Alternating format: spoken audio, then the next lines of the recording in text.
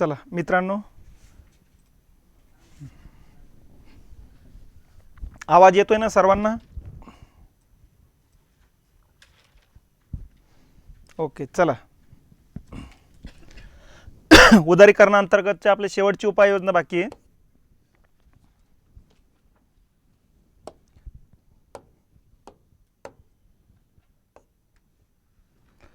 रुपयाची परिवर्तनीयता. ठीक आहे. आता ही परिवर्तनीयता या ठिकाणी आता उदारीकरणाशी खरोखर त्याचा जवळचा संबंध आहे की नाही हा एक मोठा मुद्दा आहे. संबंध असो नसो आपल्याला हा मुद्दा या कालखंडातच झालेला आहे, म्हणून त्या हिशोबाने लक्षात घ्यायचं आहे. ठीक आहे. परिवर्तनीयता म्हणजे काय हे समजून घ्यायचं आणि सध्या कोणत्या प्रकारची परिवर्तनीयता या ठिकाणी आहे ते समजून घ्यायचं. हे बघा, आंतरराष्ट्रीय जे चलन पद्धती आहे,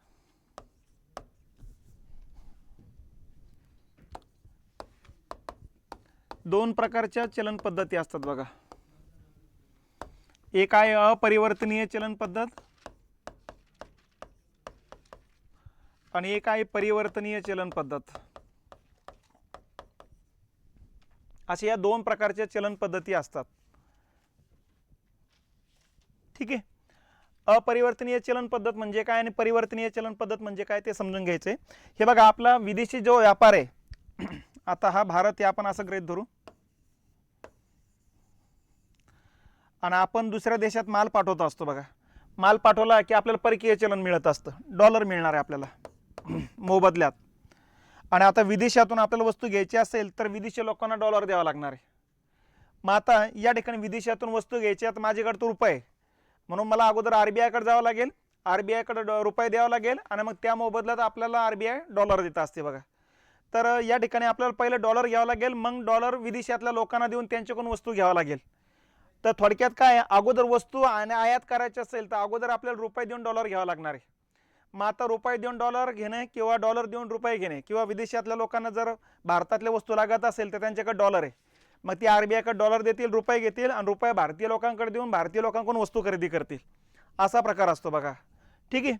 मग आता या ठिकाणी जे काही रुपये देऊन डॉलर घेणे किंवा डॉलर देऊन रुपये घेणे हा जो काही प्रकार चालतो, हा प्रकार दोन पद्धतीने चालतो. एक तर मध्यस्थगृहामार्फत चालतो. मग आता भारताचा मध्यस्थगृह कोण आहे? RBI. याला मध्यस्थगृह म्हणू. म्हणजे या ठिकाणी बदलून कोण देतं, रुपये देऊन परकीय चलन कोण देतं किंवा परकीय चलन देऊन रुपये कोण देतं, तर RBI द्यायची बघा अगोदर. मग RBI ठरवायची डॉलरच्या तुलनेत रुपया किती रुपयाची किंमत असेल म्हणून. म्हणजे एका डॉलरसाठी किती रुपये मोजावं लागेल हे या ठिकाणी अगोदर RBI ठरवायची आणि RBI ला कोण सांगायचं? भारत सरकार सांगायचे. आता सध्याचा दर काय? 80 रुपये. बरोबर आहे, 83 रुपयापर्यंत गेलेला आहे. 80 रुपये बघा.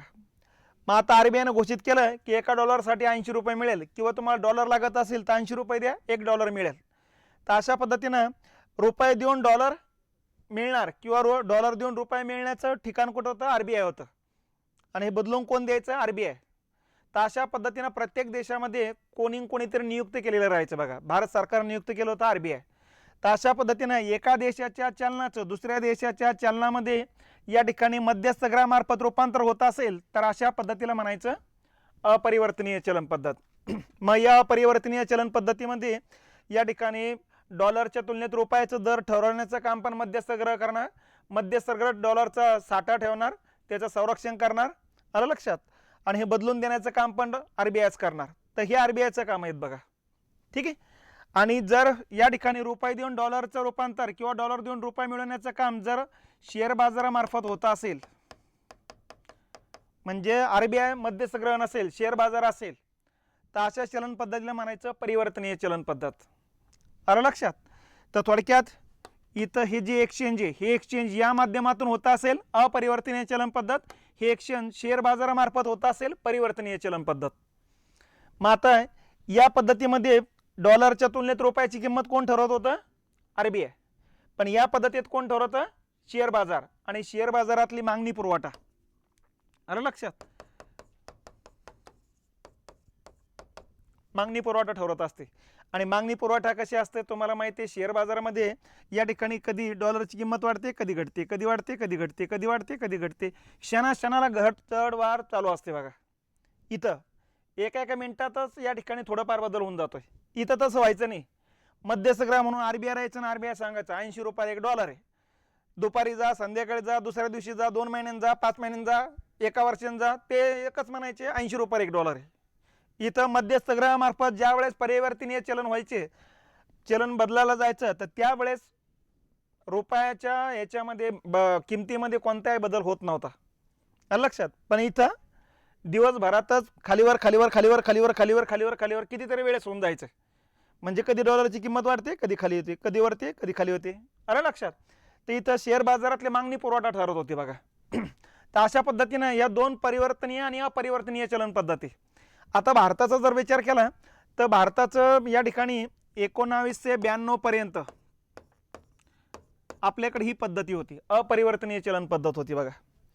आणि मग आपण 1991ला जागतिकीकरण स्वीकारलं, नवीन आर्थिक धोरण स्वीकारलं किंवा मुक्त आर्थिक धोरण स्वीकारलं. आणि या अंतर्गत मग वेगवेगळ्या क्षेत्रामध्ये आपण उदारीकरणाचा अवलंब करू लागलो बघा. बरोबर आहे. आणि मग व्यापारी लोकांनी काय सांगितलं, व्यापारी लोकांनी सांगितलं सगळीकडे उदारीकरणाचा अवलंब चालू असताना इथंच कशाला मग या ठिकाणी निर्बंध टाकले, आरबीआयला कशाला नियुक्त केले या ठिकाणी, इथं पण आम्हाला मुक्त करून द्या. आम्ही जे काय वस्तू निर्यात करतो, जो आम्हाला डॉलर मिळतोय तो डॉलर देऊन या ठिकाणी रुपये मिळवण्याच्या आम्हाला यामार्फत मिळू द्या. यामार्फत नको का, कारण यामार्फत यांचा दर 5 वर्षापासून तोच आहे आणि मग आम्हाला फायदा काहीच नाही राहावा लागला. म्हणजे 5 वर्षापूर्वी आम्ही 1 लाख रुपये वर्षाला कमवायचो, 4 लाख वर्षापूर्वी पण 1 लाख रुपये कमवतो ना, आज पण 1 लाख रुपयेच कमवू लागलो, काहीच नाही. म्हणजे पुढं जाण्यासारखं काही वाटूच नाही लागले. याऐवजी शेअर बाजारावर ठेवा, शेअर बाजारात किंमत वरती आली रुपयाची की आम्ही विकून टाकू, खाली झाले की आम्ही बाबा विकणार नाही, आम्ही आमच्या मनावर करू. आणि अशा प्रकारे मग याच्यावरचे निर्बंध कमी करावे यासाठी मग भारत सरकारनं 1992 मध्ये एस तारापोर यांच्या अध्यक्षतेखाली समिती स्थापन केली. हे एस तारापोर आरबीआयचे उपगव्हर्नर राहिलेले व्यक्ती आहेत. यांच्या अध्यक्षतेखाली समिती स्थापन केली. मग या समितीनं या व्यापारी लोकांच्या मागणीवरती विचार केला.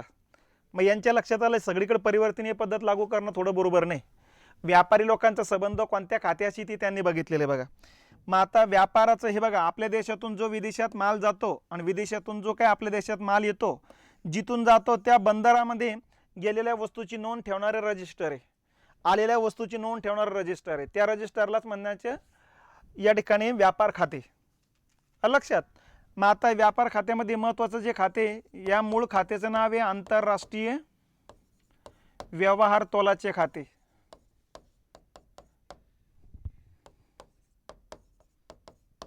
लक्षात. बॅलन्स ऑफ पेमेंट म्हणतात त्याला. मग आंतरराष्ट्रीय व्यवहार तोलाचे खाते म्हणजे ज्या खात्यावर दृश्य वस्तू आणि अदृश्य वस्तूच्या व्यवहाराची नोंद होते. दृश्य वस्तू किंवा अदृश्य वस्तू म्हणजे काय, प्राथमिक क्षेत्रातल्या वस्तू, द्वितीय क्षेत्रातल्या वस्तू प्रत्यक्ष डोळ्यांनी दिसतात. आता हा पेन आहे, डोळ्यांनी दिसतोय बघा. याची वस्तू निर्यात करणे किंवा आयात करणे याला म्हणायचं दृश्य वस्तू. अदृश्य वस्तू म्हणजे आता बँका, विमा, डॉक्टर, वकील, प्रवास, पर्यटन हे सेवा आहे, तर ह्या डोळ्यांनी दिसणार नाहीत अशा, तर त्याला म्हणायचं अदृश्य वस्तू. आणि मग वस्तू किंवा अदृश्य वस्तू निर्यात केली असेल किंवा आयात केली असेल त्याची नोंद करणारं जे खाते आहे त्या खात्याला म्हणायचं आंतरराष्ट्रीय व्यवहार तोलाचे खाते. रजिस्टर आहे थोडक्यात ते, त्याच्यावर काय लिहिलेलं आहे फक्त आंतरराष्ट्रीय व्यवहार तोलाचे खाते. बॅलन्स ऑफ पेमेंट लिहिलेलं असतं बघा. आणि त्याच्यामध्ये रजिस्टरचे 2 भाग पाडलेत. मग म्हणजे 200 पेजेसचं रजिस्टर असेल, 100 पेजेसचं रजिस्टर आणि 100 पेजेसचं रजिस्टर, असे 2 भाग पाडलेत. आणि या 2 भागाला नाव दिलं चालू खाते आणि भांडवली खाते असं नाव दिलं. ठीक आहे.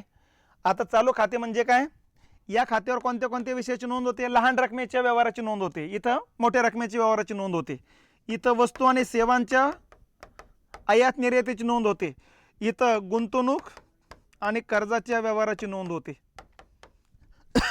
आलं लक्षात.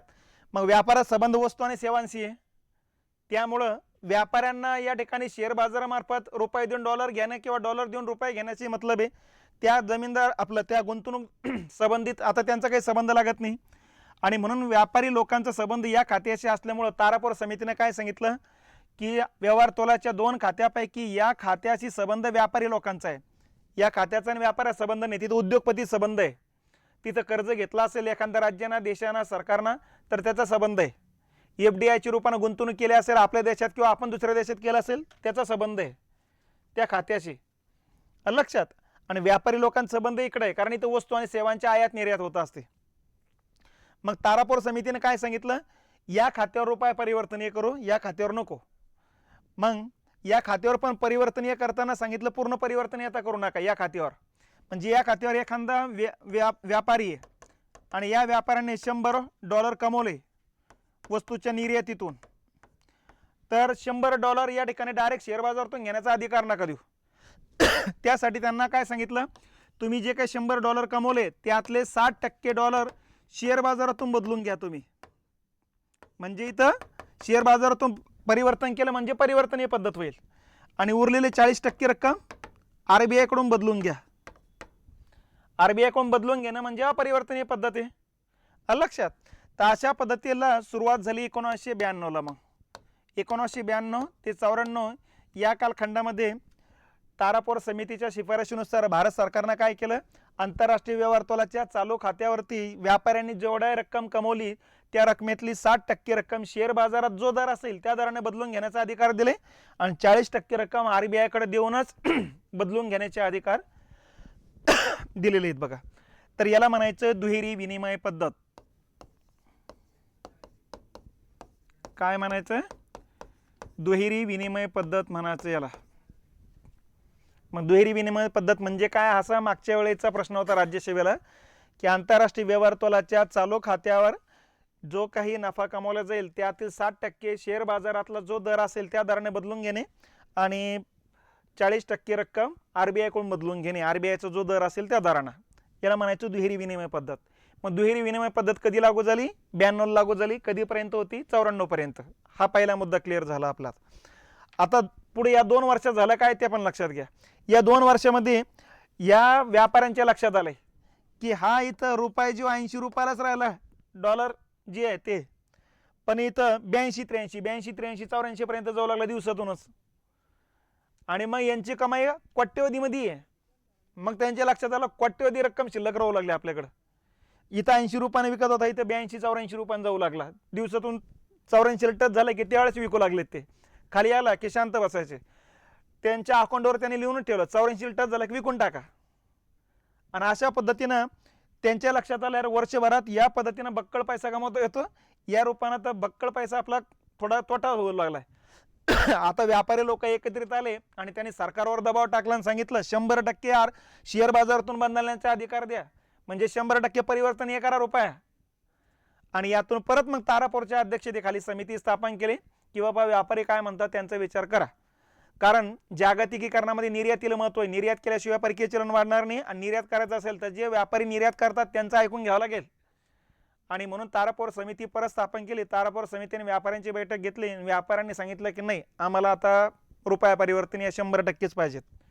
आणि मग तारापूर समितीने शिफारस केली भारत सरकारला, हो चालू खात्यावर रुपया पूर्ण परिवर्तनीय करा. म्हणजे आता हे अर्धा होतं ना, हे आता काही नका ठेवू, 40% पण याच्यात टाकून द्या आता. आणि अशा पद्धतीनं मग ती शिफारस लागू झाली 20 ऑगस्ट 1994ला. मग 94 पासून रुपया कसा झाला, अंशतः परिवर्तनीयता.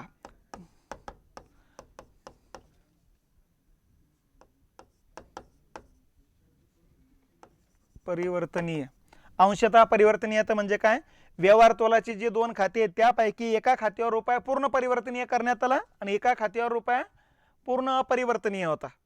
म्हणून या खात्यावर विचारला, व्यवहार तोलाच्या खात्यावर विचारला तर अंशतः परिवर्तनीयता. ठीक आहे. कोणत्या खात्यावर, व्यवहार तोलाच्या खात्यावर रुपया कसा आहे, अंशतः परिवर्तनीयता. प्रश्न विचारला आंतरराष्ट्रीय व्यवहार तोलाच्या चालू खात्यावर रुपया कसा आहे, पूर्ण परिवर्तनीयता.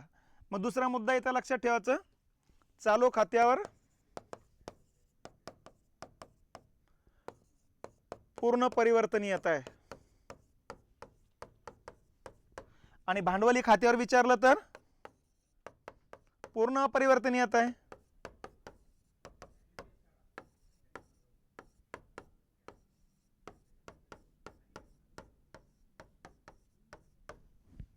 हे असं लक्षात घ्यायचंय बघा. आलं इथपर्यंत लक्षात. आतापर्यंतची स्थिती ही आहे. आंतरराष्ट्रीय व्यवहार तोलाच्या खात्यावर विचारलं रुपया कसा आहे, अंशतः परिवर्तनीयता आहे. आंतरराष्ट्रीय व्यवहार तोलाच्या 2 खात्यापैकी चालू खात्यावर विचारलं रुपया कसा आहे, तर चालू खात्यावर रुपया आहे पूर्ण परिवर्तनीयता आहे. म्हणजे चालू खात्याबद्दल तुम्हाला वस्तू आयात आणायची असेल तर आरबीआय कडे जाण्याची गरज नाही डॉलर घेण्याकरता, शेअर बाजारातून तुम्हाला डॉलर मिळून जाईल. लक्षात. पण मला विदेशात गुंतवणूक करायची आहे आणि मी शेअर बाजारात रुपये टाकून डॉलर घेतले आणि विदेशात गुंतवणूक केली ना, आणि मग फेमा अंतर्गत माझ्यावर कामं सुरू होऊन जाईल. पहिला फेर अंतर्गत होते, आता फेमा अंतर्गत. ठीक आहे, असा कार्यक्रम सुरू होऊन जातो बघा तो. हां, चालू खात्यावर विचारलं पूर्ण परिवर्तनीयता आहे आणि भांडवली खात्यावर विचारलं व्यवहार तोलाच्या भांडवली खात्यावर तर कसं आहे, पूर्ण अपरिवर्तनीयता आहे. मग आता या लोकांची बारी होती. यांच्या लक्षात आलं दबाव टाकला तर हे सरकार करते. मग भांडवलदार, भारतात गुंतवणूक करणारे, एफडीआय गुंतवणूक करणारे जे लोक एकत्रित आलेत, त्यांनी भारत सरकारला सांगितलं की तुम्ही भांडवली खात्यावर रुपया परिवर्तनीय करा, आम्ही आणखीन जास्त गुंतवणूक करू.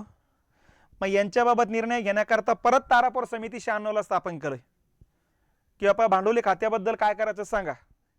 मग त्यांनी सांगितलं की ओके, काय हरकत नाही, भांडवली खात्यावर रुपया परिवर्तनीय करा, पण 3 टप्प्यात करा. जसं हा एका टप्प्यात केला होता ना, अगोदर 2 टप्प्यात केला होता ना. सुरुवातीला 60% बदलण्याचा अधिकार दिला, नंतर 100% दिला, बरोबर आहे. मग इथं त्यांनी सांगितलं 3 टप्प्यात करा. सुरुवातीला काहीतरी 20% परिवर्तनीय करा, म्हणजे 20% रक्कम शेअर बाजारातून बदलण्याचा अधिकार द्या, 80% आपलं आरबीआय कडून. आणि पहिल्या वर्षी असं करा. दुसऱ्या वर्षी काय करा, 50% शेअर बाजारातून बदलण्याचा अधिकार द्या आणि 50% आरबीआय कडून. आणि तिसऱ्या वर्षी 80% शेअर बाजारातून बदलण्याचा अधिकार द्या, 20% आरबीआय कडून. तर अशा प्रकारचं 3 टप्प्यात लागू करण्याची शिफारस केली होती. 97, 98, 98, 99, 99, 2000. आलं लक्षात. पण झालं काय, नेमके 97ला सुरुवात झाली आणि आग्नेय आशियामध्ये वादाला सुरुवात झाली. आग्नेय आशिया म्हणजे Thailand, Malaysia, Myanmar, Singapore, Brunei, Vietnam, Laos, Cambodia, 10 देशांचा ग्रुप आहे ज्याला आशियान म्हणतो आपण. या आशियानमध्ये काय गडबड झाल्या की आपल्या अगोदर त्यांनी जागतिकीकरण स्वीकारलं 1970च्या कालखंडात, 80च्या कालखंडात स्वीकारलं. आणि त्यांनी विदेशी लोकांनी जास्तीत जास्त गुंतवणूक करावी याकरता 100% रुपया परिवर्तनीय करून टाकला पहिल्या सुरुवातीला त्यांचं चलन. त्यामुळे विदेशी लोकांनी पटपट गुंतवणूक करायला सुरुवात केली. आता परिवर्तनीय या ठिकाणी करण्याचा फायदा काय होणार होता गुंतवणूकदारांना, फायदा झाला तर ठीक राहू, इथं नाही झाला फायदा तर पटकन कारखाने विकून टाकू, त्यांचं चलन आलं की शेअर बाजारात टाकून शेअर बाजारातून पैसा काढून निघून जाऊ. जर तिथलं मध्यस्थगृहामार्फत ठेवलं, अपरिवर्तनीय चलन पद्धत ठेवली, तर तिथला माल विकावा लागेल, आलेला पैसा त्यांच्या मध्यस्थगृहाकडे द्यावा लागेल, तो मध्यस्थगृह सांगेल नाही नाही मग एवढ्याच रुपये किंमत आहे, परत आणखीन आपला तोटा होऊन जाईल. आणि नाही दिलं त्यांनी पैसा बदलून तर काय करता, आणखी ती भीती होती. म्हणून मग या ठिकाणी आग्नेय आशियानं भांडवली खात्यावर रुपया परिवर्तनीय करण्याचा फायदा विदेशी लोकांनी पटपट गुंतवणूक त्या ठिकाणी केली आणि 10 वर्षामध्ये 8-10% विकास दर गाठला आग्नेय आशियानं. आणि त्यामुळे आपल्या पुढे निघून गेला ते देश. मग आपल्या समोर त्यांचाच आदर्श होता की बाबा शेजारचे देश पुढे निघून चालले, आपण मागे पडतोय म्हणून. आणि म्हणून मग या ठिकाणी तिकडं काय झालं, मोठमोठ्या लोकांचे उत्पन्न वाढलेत आणि हळूहळू चंगळवाद पण वाढला.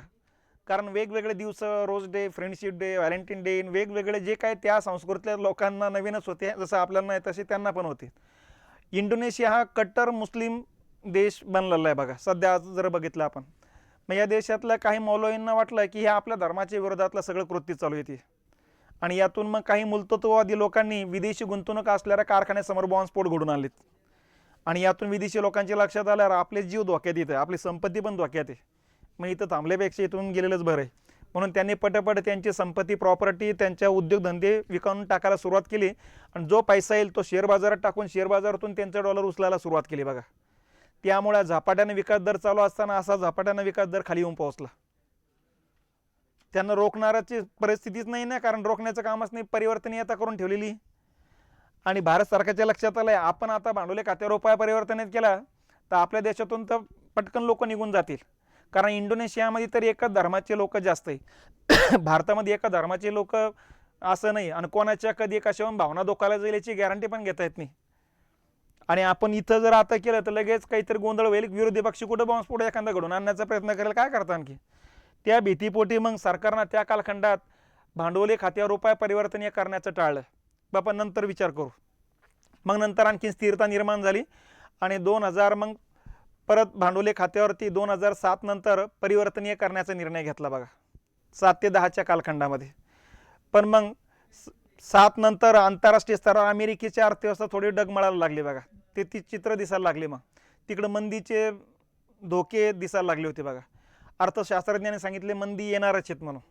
त्यामुळं मंदी आली तर मग कारखाने बंद होणार आहे आणि लोक कारखान्यातली गुंतवणूक पटकन काढून घेत असतात. आणि 2008ला मंदीला सुरुवात झाली, जागतिक महामंदीला. मग आणि मग भारत सरकारच्या लक्षात आलंय की आता भांडवली खाते रुपये परिवर्तनीय करणं धोकादायक आहे, कारण गुंतवणूकदार पटपट निघून जातील. म्हणून त्या कालखंडातही आपण भांडवली खाते रुपये परिवर्तनीय करण्याचं टाळलं बघा, शिफारशी करून सुद्धा. ठीक आहे. आणि नंतर मग परत जागतिक महामंदी नंतर लवकर संपुष्टात आली आणि 11-12च्या कालखंडामध्ये मग आता वातावरण परत तयार झालं की आता मंदी येण्याची शक्यता नाही. पण 2012 नंतर 14चे इलेक्शन पुढे आलेत बघा. 2012 नंतर लालकृष्ण अडवाणींना या ठिकाणी घोषणा करायला सुरुवात केली की विदेशामध्ये भारतीय लोकांचा इतका काळा पैसा आहे, इतका काळा पैसा आहे, इतका काळा पैसा आहे. मग मोदी सरांनी सांगायला सुरुवात केली की इतका काळा पैसा आहे की प्रत्येकाच्या खात्यावर येऊ ही 15-15 लाख आज आएंगे, इतका पैसा आहे. आणि मग आता मनमोहन सिंग सरकार होतं, त्यांच्या लक्षात आलं भांडवली खात्यावर केलं की विरोधी पक्षाला आणखीन हत्यार मिळेल की बघा इतका पैसा होता, आम्ही सांगितला होता, यांनी तो पैसा त्या लोकांनी पटकन काढून घ्यावा म्हणून भांडवली खात्यावर रुपये परिवर्तनीय केला. आहे तर तसं काही करता येत नाही, पण सांगण्यासाठी काही करता येतं नाही इकडं.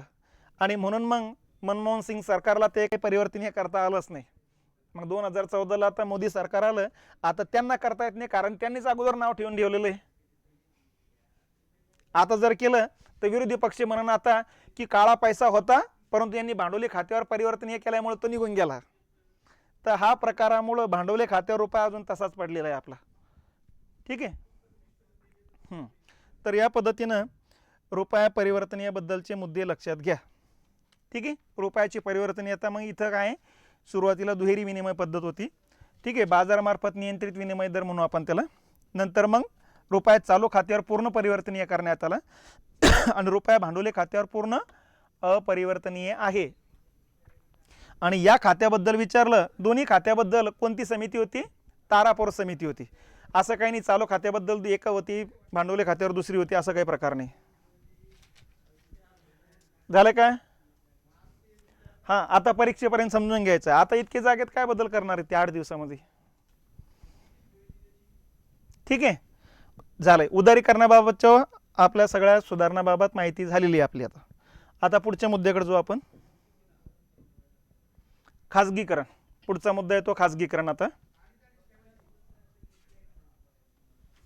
कोण टच करा बरं त्यांना,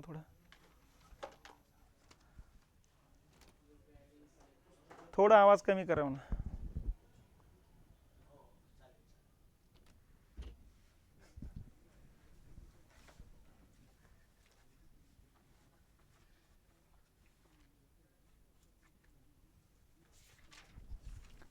झालंय.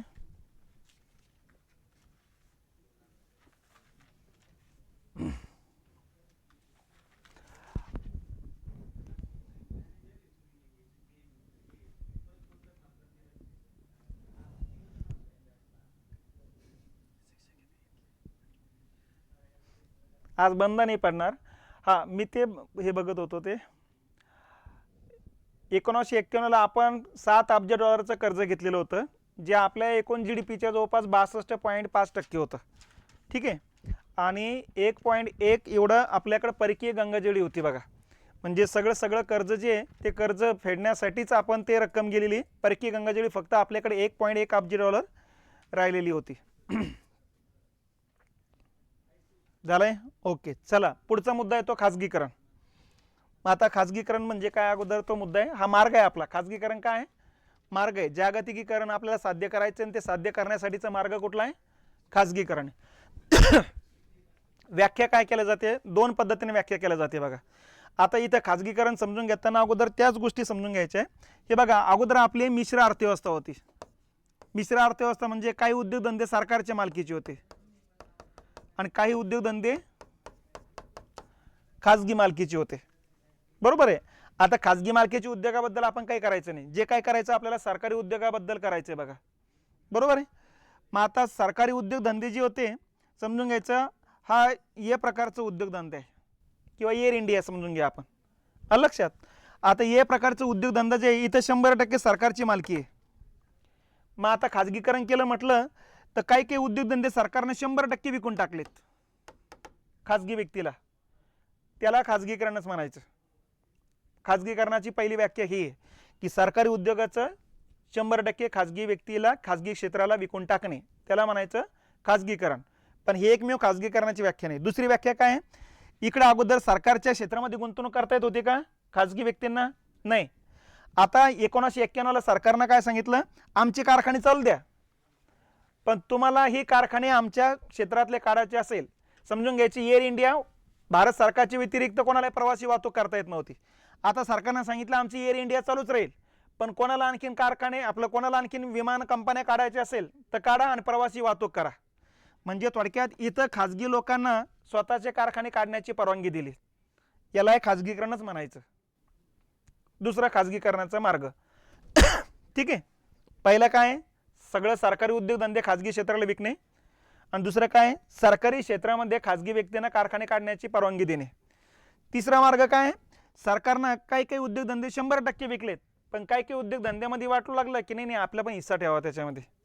100% कशाला विकायचं, याच्यातून पुढे चालून फायदा राहणार आहे.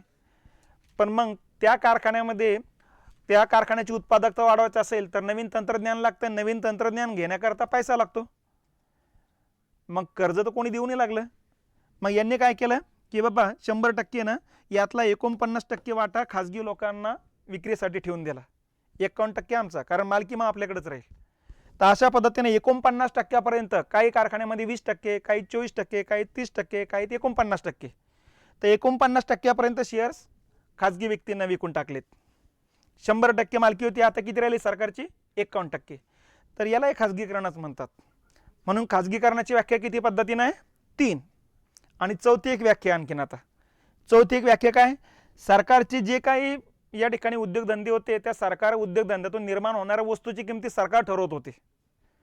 सरकार सांगत होते साखर एवढ्या रुपयाला विका, पेट्रोल एवढ्या रुपयाला विका, याच्यामध्ये काही कमी जास्त होता कामा नये. स्थानिक स्वराज्य संस्थेचा कर फक्त त्याच्यामध्ये थोडाफार ॲड होईल, बाकीचं सगळीकडे कर आपलं दर सारखा राहील.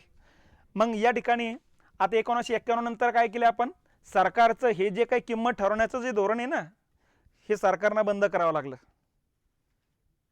कारण भांडवलशाहीमध्ये कसं सरकारचं नियंत्रण काही राहत नाही. तर अशा पद्धतीनं सरकारनं या ठिकाणी बाजारातील वस्तूच्या किमती ठरवण्याचं जे काही पद्धती आहे ते बंद केली. आता पेट्रोलची किंमत कशी आहे, पेट्रोलची किंमत भारत सरकारने ठरवत, आंतरराष्ट्रीय स्तरावर बदलली की इकडे बदलून जाते आपल्याकडं.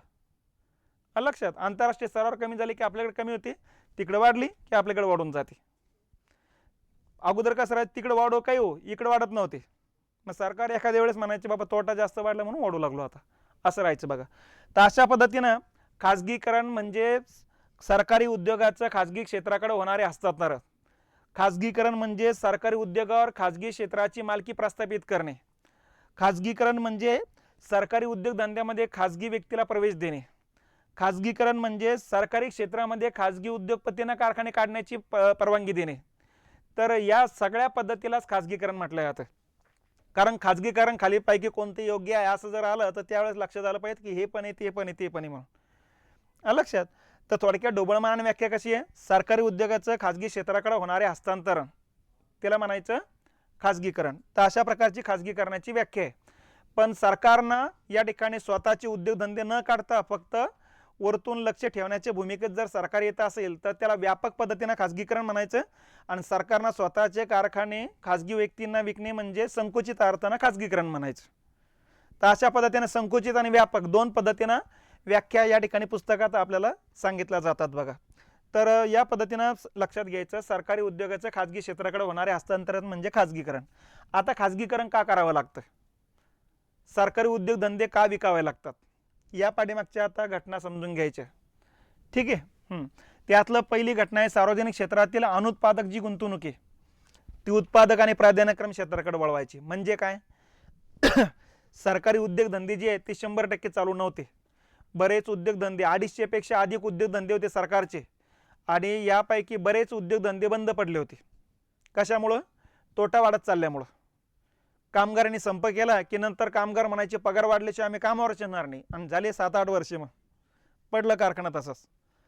मग आता सरकारचा मुद्दा हा होता की त्या कारखान्याच्या रूपानं गुंतून पडलेला जो पैसा आहे तो पैसा काढून घेतला तर कर्ज कमी तरी करता येईल, तो पैसा काढून घेतला तर शिक्षणासाठी आरोग्यासाठी तरी खर्च करता येईल. आणि मग तो पैसा काढायचा असेल तर मग तो कारखाना, ती जमीन, ते यंत्रसामुग्री विकून टाकण्यातच भलाई ना. मग एकच कारखाना नाही आहे तो. हिंदुस्थान पेट्रोलियम म्हटलं, भारत किती पेट्रोलियम पंप आहे त्यांचे, लक्षात. मग हे सगळे विक्रीला काढतात बघा ते. तर अशा पद्धतीनं सरकारी उद्योगातला तोटा कमी करायचा असेल तर तो विकून टाकणे आणि तो तोट्यातून मिळणारी जी रक्कम आहे ती उत्पादक क्षेत्राकडे किंवा प्राधान्यक्रम क्षेत्र म्हणजे शिक्षण, आरोग्य, स्वच्छता त्या क्षेत्रावर खर्च करणे, हा खाजगीकरणाचा पहिला उद्देश. ठीक आहे, हे इथं खाली दिलेले आपण. दुसरा उद्देश आहे खाजगी क्षेत्रांना प्राधान्यक्रम देणे किंवा सार्वजनिक कर्ज कमी करणे. म्हणजे या ठिकाणी तोट्यात असणारा कारखाना चालू आहे, यांचा खर्च होतो 500 कोटी आणि हे कमाई करतात 200 कोटी, म्हणजे तोटा किती चालू आहे मग 300 कोटीचा. मग 300 कोटीचा सरकार कर्ज काढून भरून काढते ते, किंवा लोकांवरती कर आकारून ते भरून काढते. म्हणजे बोजा शेवटी कोणावर यायचा, जनतेवर यायचा. आणि त्यामुळं या ठिकाणी सरकार निर्णय घेतला की चला हे जे वाढत जाणार कर्ज आहे कमी करायचं असेल तर मग हा तोट्यातला कारखाना किती दिवस चालवतात ते, त्या 100, 150, 200 लोकांच्या रोजगारासाठी आपण इतका तोटा सहन कशाला करायचा. आणि खाजगी व्यक्तीला विकलं तरी तेवढ्या लोकांना रोजगार भेटणारच आहे. आणि म्हणून मग खाजगीकरणाचा निर्णय सरकारने घेतलेले आहेत बघा. तर हे दुसरं कारण आहे. तिसरं आहे सरकारी क्षेत्रावर बोजा कमी करायचा.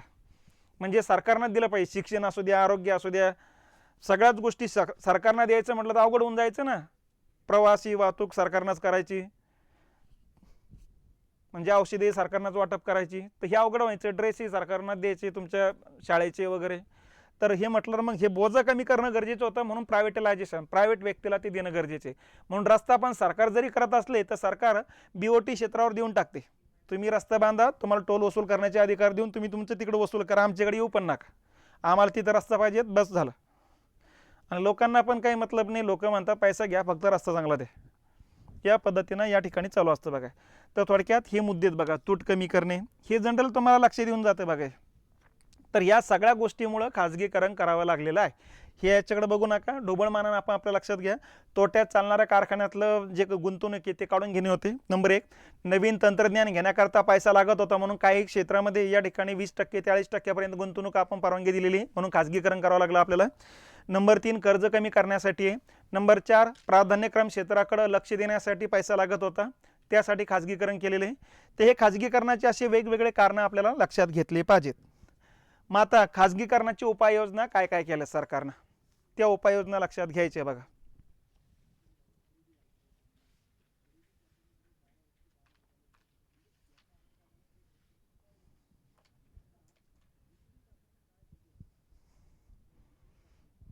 ठीक आहे, आता तुमच्या कमेंटकडे मी काही जास्त लक्ष देत नाही.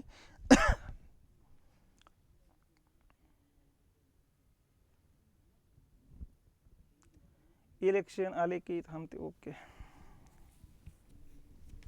चला. खाजगीकरणांतर्गतची उपाययोजना कुठल्या कुठल्या ते उपाययोजना 3 उपाययोजना आहेत बघा. एक आहे मालकी हक्काबाबतची उपाययोजना, ब व्यवस्थापनात्मक उपाययोजना असतं बघा. ठीक आहे, आणि क येतं संस्थात्मक उपाययोजना. अशा प्रकारच्या त्या उपाययोजना आहेत. तर 3 प्रकारच्या आहेत. कुठल्या कुठल्या?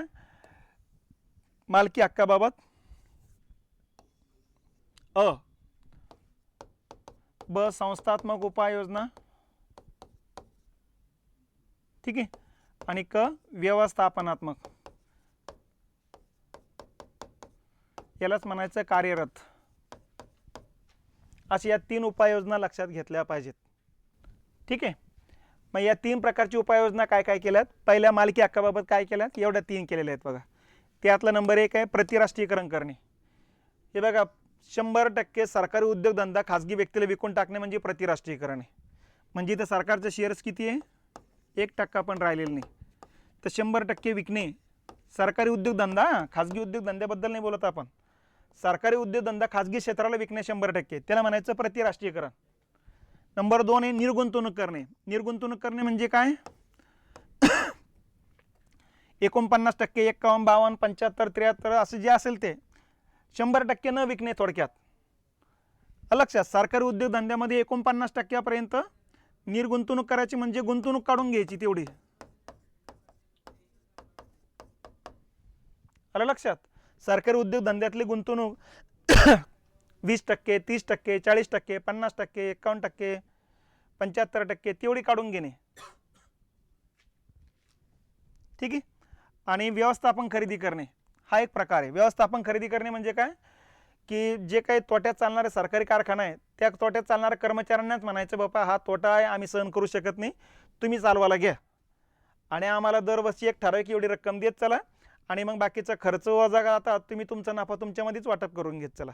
तर थोडक्यात तिथल्या कर्मचाऱ्यांनाच तो कारखाना चालवण्यासाठी देणे, तर त्याला म्हणायचं व्यवस्थापन खरेदी. तर या पद्धतीनं मालकी हक्काबाबतची या 3 उपाययोजना आहेत बघा.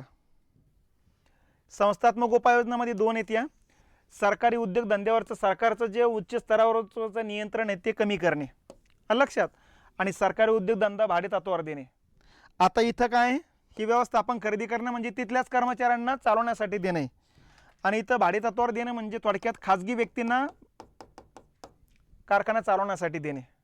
मग लिलाव पद्धतीनं जो जास्त बोलायला लावेल त्या व्यक्तीला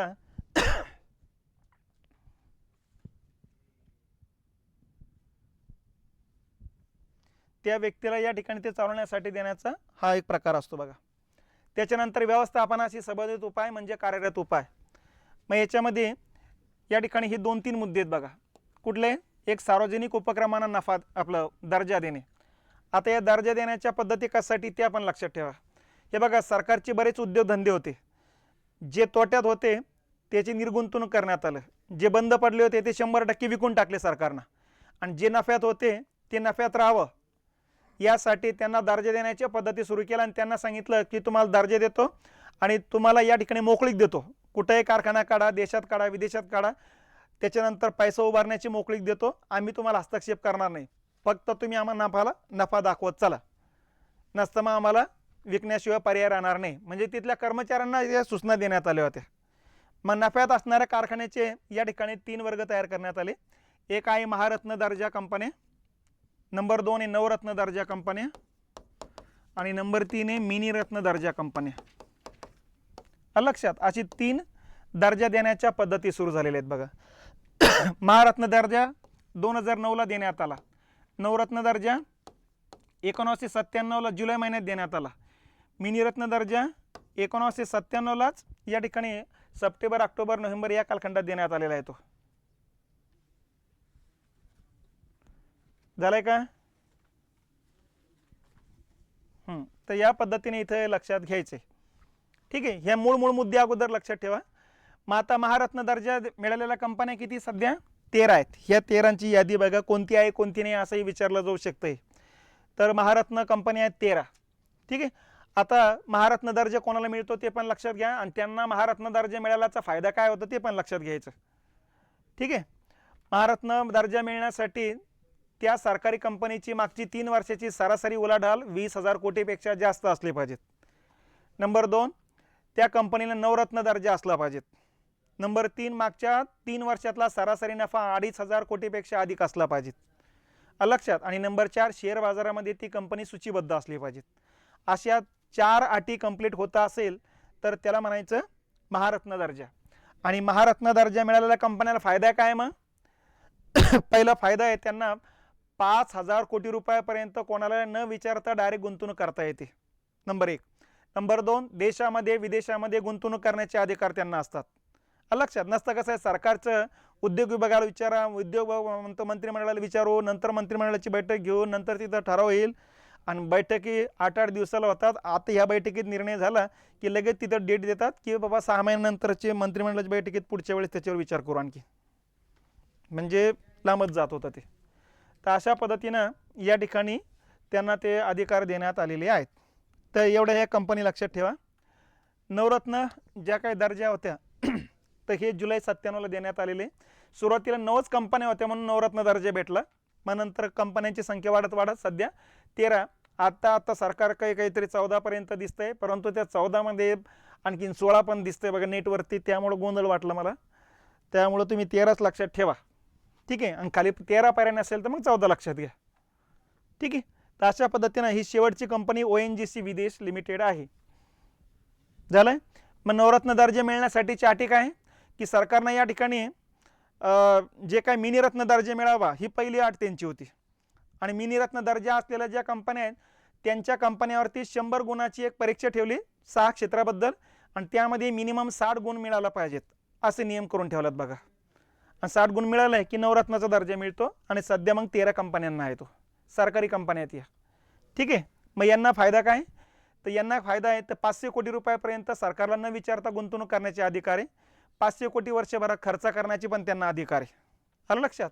त्याच्यानंतर विदेशामध्ये सुद्धा दुसऱ्या कंपनीसोबत मर्ज करण्याचे पण अधिकार देण्यात आलेले, संयुक्त कंपनी स्थापन करण्याचे पण अधिकार देण्यात आलेले.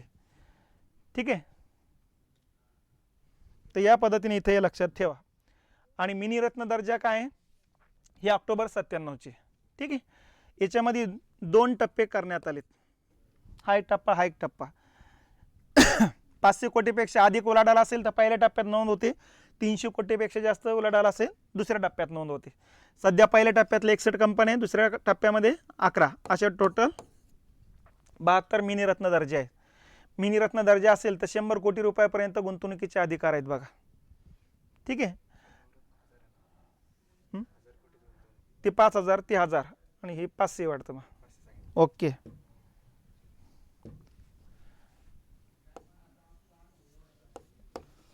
₹5000 कोटी रुपयापर्यंत गुंतवणूक आहे महारत्नमध्ये.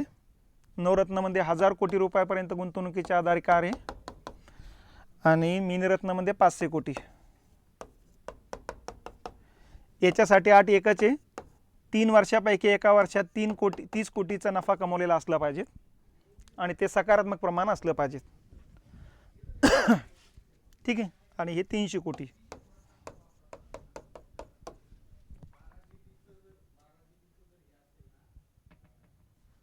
झालंय का, जाऊ दे जाऊ दे. ठीक आहे.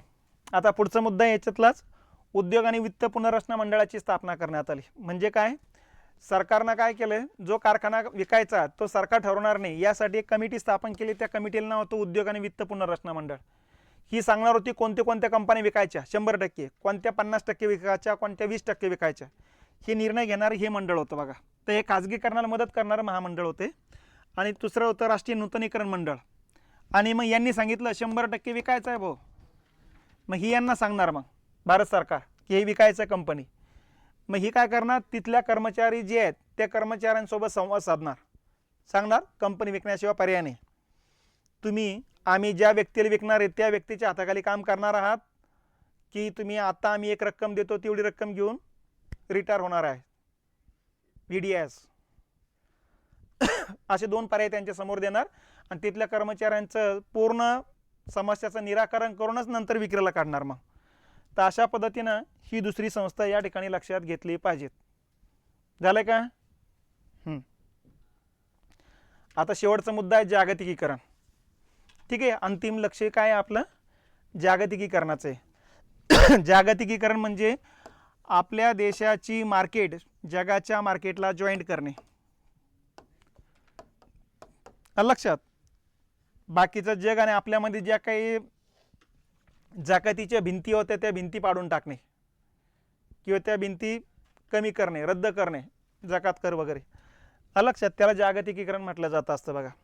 मग जागतिकीकरणामध्ये नेहमी लक्षात ठेवायचं काय, इकडं दुसऱ्या देशात माल वाढला आपल्याकडे कमी पडला तर सरळ येणार इकडं, कारण जकाती वगैरे नसल्यामुळं त्या ठिकाणी अडथळा काहीच नाही.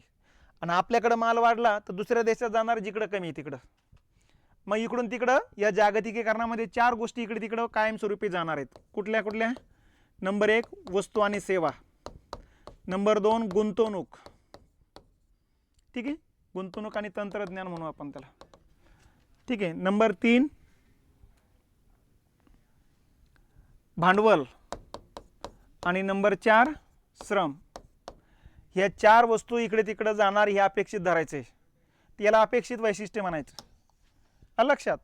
आणि कोणीकडून कोणीकडे जाणार, जिकडे जास्त आहे तिकडून कमी असलेल्या देशाकडे जाणार आहे. आता श्रम आपल्याकडे भरपूर आहे, दुसऱ्याकडून आपल्याकडे येणार आहे का, नाही, आपल्याकडून दुसऱ्याकडे जाणार आहे. साधा मुद्दा आहे. वस्तू आपल्याकडे कमी असणार आहे, म्हणजे दुसऱ्याकडून आपल्याकडे येणार आहे, म्हणून आपला व्यापार तुटीचा आहे. ठीक आहे. आणि सॉफ्टवेअर जगात सगळ्यात जास्त आपण निर्यात करतो, म्हणून मग सेवा क्षेत्रात निर्यात आपली जास्त होती.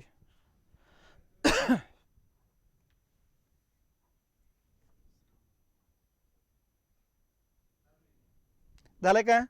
ओके. मग जागतिकीकरणामध्ये गतीला महत्व आहे, आणि गतीसाठी या 3 गोष्टी त्या देशात असणं गरजेचे असतं. बघा, वेगवान माहिती तंत्रज्ञान, इंटरनेटचं जाळं असावं लागतं, कारण इंटरनेटचं जाळं असेल तर जगभरामध्ये कोणते बदल होऊ लागले ते बदल आपल्याला क्षणात कळावे, जेणेकरून आपण आपल्या तंत्रज्ञानामध्ये बदल करता येईल. म्हणून मोबाईल बघा दरवर्षी किती बदल करू लागले स्वतःमध्ये. प्रगत आणि वेगवान वाहतुकीचे जाळं, कच्चा माल कारखान्यापर्यंत, पक्का माल मार्केटपर्यंत किंवा विदेशी मार्केटपर्यंत पोहोचण्यासाठी प्रगत वाहतुकीची जाळं असणं गरजेचं आहे. आणि दूरसंचार सुविधा, मोबाईल, की जेणेकरून या ठिकाणी वेगाने आपापले कामं करता यावेत, घर बसल्या कामं करता यावेत. तर ही गोष्टी त्या देशात असणं गरजेचे आहे, तरच त्या देशाच्या जीवनाला गती येत असते. बघा, तर गतीसाठी या गोष्टी गरज आहे. ठीक आहे. आणि ही अपेक्षित वैशिष्ट्ये, भांडवलाचा प्रवाह इकडे तिकडे वाहणारे, तंत्रज्ञानाचा, वस्तू आणि सेवा आणि श्रमाचा, हे 4 मुद्दे नेहमी लक्षात ठेवायचे. आणि व्यापार पण मुक्त राहणार, कारण जकातीच राहणार नाही ना. हां, आता याच्याबाबतची उपाययोजना कुठल्या कुठल्या आहेत हे बघा. उदारीकरणाच्या जेवढ्या उपाययोजना बघितल्या त्या जागतिकीकरणासाठीचे. खाजगीकरणाची उपाययोजना पण अंतिम ध्येय काय? जागतिकीकरणाचे. त्याही उपाययोजना जागतिकीकरणाबाबतच. असं समजू नका एवढ्या सांगितलं याचा अर्थ एवढ्याच चित्त्या. उदारीकरणाचे पण याच्यामध्ये येतील, खाजगीकरणाचे याच्यामध्ये येतील. झालंय काय? मग आता याच्यामध्ये बघा, या ठिकाणी पहिली उपाययोजना आहे जकात कर मुक्त प्रमाणपत्र योजना. हे बघा, जागतिकीकरणामध्ये आपला माल निर्यात नाही झाला आणि आपल्याकडे माल आयातच होत गेला तर देशातले कारखाने बंद पडून जातील. म्हणून निर्यात वाढवण्यासाठी आपण मग ही योजना सुरू केली होती. बघा की बापा, निर्यात केल्या जाणाऱ्या वस्तूंवरती सुरुवातीला आपण जकात किती ठेवली? 30%. 110%वरून 30% आणली होती. आणि मग 30% सुद्धा या ठिकाणी काही देश उद्योगपतींना शिल्लक वाटायचे. मग त्यांना सांगितलं बाबा हे तुम्हाला 30% पण राहणार नाही, फक्त माल निर्यात करा तुम्ही. तर ही एक योजना सुरू करण्यात आली. जकात करात घट करण्यात आली आणि कोटा पद्धतीचे उच्चाटन करण्यात आले. जकात कर मग 110%वरून 30%वर आणला. आणि कोटा पद्धत म्हटलं की आपण निर्बंध टाकले होते, एवढ्या वस्तू येणार नाही, जाणार नाही, त्या बॉक्समध्ये टाकल्या. ते कोटा पद्धत रद्द केली. सुरुवातीला 340 वस्तू आपण त्या कोटा पद्धतीतून बाहेर काढलेल्या आहेत. बघा, ठीक आहे. कृषी निर्यात विभागाची स्थापना, APZ म्हणतात त्याला, ॲग्रिकल्चर प्रोसेसिंग झोन. शेतकरी वर्गाचं उत्पन्न सातत्यात वाढ व्हावी याकरता त्यांनी निर्माण केलेला माल जगभरात विकता यावं याकरता ॲग्रिकल्चर प्रोसेसिंग झोनची निर्मिती करण्यात आली. आणि त्या ठिकाणी मग त्या वस्तू निर्यात करण्यासाठी प्रोत्साहन देण्यात आलं. जसं नाशिक म्हटलं की द्राक्ष, इकडं मराठवाडा म्हटलं की केशर आंबा, अमरावती नागपूर म्हटलं की संत्रा, अशा प्रकारचे ते झोन तयार करण्यात आलेले. निर्यात प्रक्रिया विभाग, एक्सपोर्ट प्रोसेसिंग झोन म्हणतात. बघा, मग याचा उद्देश एकच आहे, जगभरात आपला माल निर्यात करायचा असेल तर जगभरातलं जागतिक दर्जाच्या वस्तू निर्माण करावं लागणार आहे. आणि जागतिक दर्जाच्या वस्तू निर्माण करण्याकरता सरकारनं स्वतःहून मग कारखाने काढलेत की जिथं जागतिक दर्जाच्या वस्तू निर्माण व्हाव्यात आणि निर्माण झालेल्या वस्तू 100% निर्यात व्हाव्यात. मग यासाठी सरकारनं 7 ठिकाणी EPZ निर्माण केले आणि एका ठिकाणी खाजगी क्षेत्रानं केलेले. अशी टोटल EPZ किती सध्या? 8 आहेत. मग ते 8 कुठले कुठले? नंबर 1 कांडला, हा भारतातला पहिला EPZ आहे, एक्सपोर्ट प्रोसेसिंग झोन आहेत. बघा,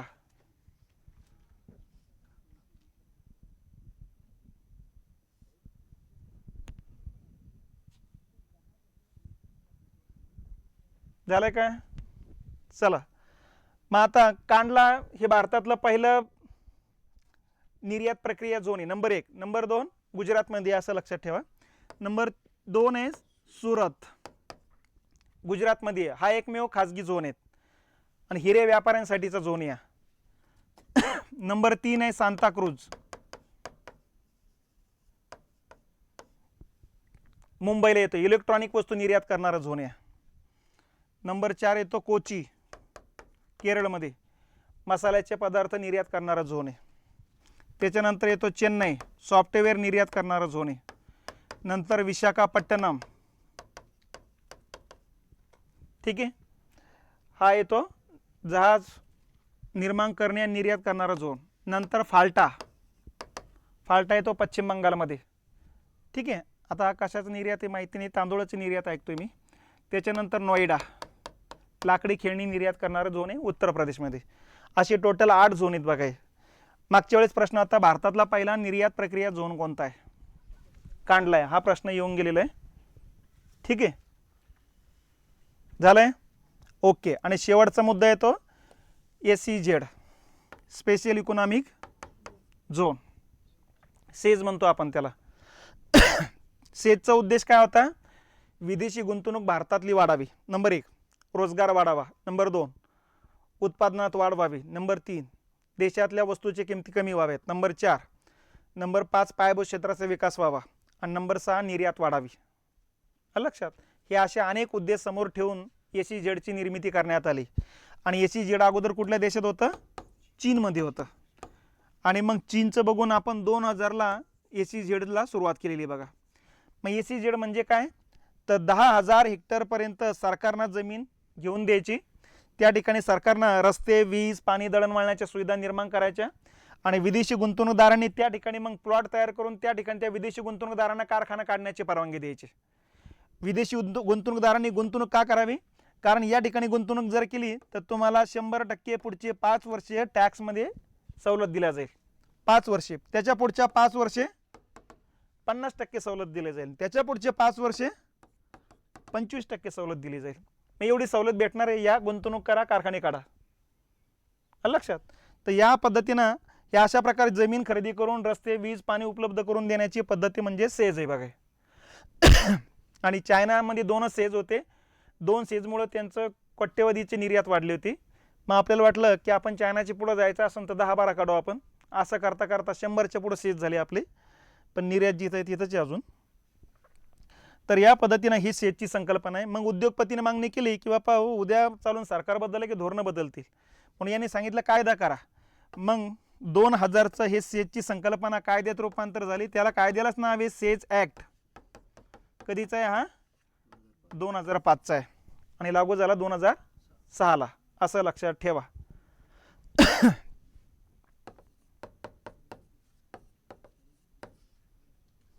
झालं का एवढं आहे, ठीक आहे. चला आता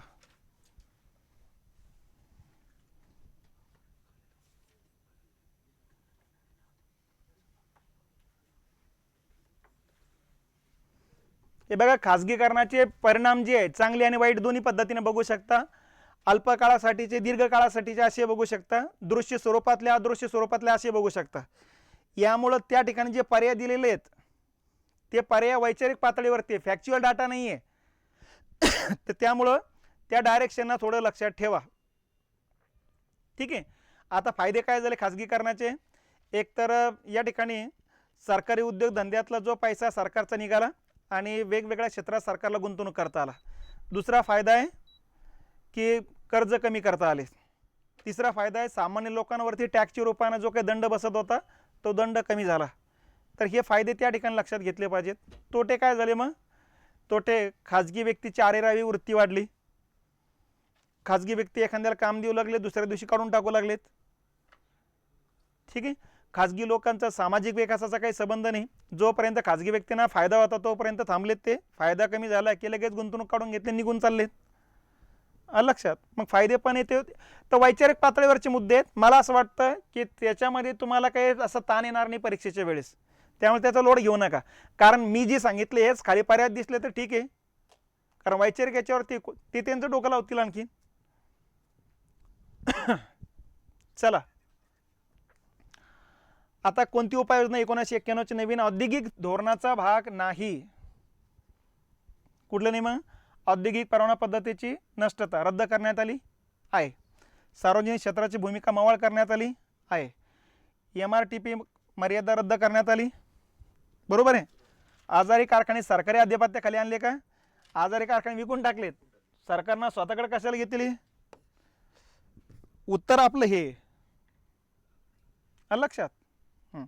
आणि आपण जे औद्योगिक याच्यातल्या उदारीकरणाच्या उपाययोजना बघितल्यात हे असंच लिहून दिलेले, हे असे नसेच उडीत ते, हे असं लक्षात घ्या. ठीक आहे, झालंय ओके. पुढचा मुद्दा आहे 91 मध्ये विकासाची LPG प्रतिमान त्यावेळेच्या टिंबटिंब अर्थमंत्र्यांनी अंमलात आणले. हे लक्षात घ्या. कुठला वर्ष विचारतात? 91. दुसरा मुद्दा हा आहे की कोण विचारताय ते? अर्थमंत्री. ठीक आहे, कारण आता तुम्ही आपण स्पीडमध्ये लगेच पी व्ही नरसिंह घेऊ शकतो. हां, इथे लक्षात घ्या, मनमोहन सिंग म्हणजे सोपे काही प्रश्न काही अवघड नाही असे, फक्त याच्यात गडबड करायच्या नाही. आणि इकॉनॉमिक्सला सायलेंट चालायचं, नेहमी लक्षात ठेवायचं. झालं का? हां, आता बाकीचं काय विचारलं जाऊ शकतं? इथं अर्थमंत्र्याच्या ऐवजी प्रधानमंत्री येऊ शकतात, बरोबर आहे. त्याच वेळेस 1991 नंतर 92ला जे काही नवीन पंचवार्षिक योजना सुरू करण्यात आले किंवा LPGच्या कालखंडात कोणती पंचवार्षिक योजना होती? 8वी होती. 8व्या पंचवार्षिक योजनेचे उपाध्यक्ष कोण होते? प्रणव मुखर्जी होते, असंही तुम्ही म्हणू शकता. ठीक आहे, आणि हे मग नंतरचे अर्थमंत्री राहिलेले. आर्थिक सुधारणानंतर 90-91 आणि 2012-13 या काळात स्थूल देशांतर्गत उत्पादन म्हणजे GDP उत्पादनाचा दर प्रवृत्ती काय दाखवतो? हे बघा 91 पासून तर आतापर्यंत हे बघा गुंतवणूक वाढलेली आहे आपल्याकडं, बरोबर आहे. गुंतवणूक वाढलीत मग उत्पादन पण वाढणार. असं होणार नाही की कारखाने वाढले फक्त उत्पादन तसंच आहे. ठीक आहे, मग काय राहील? वाढती राहील.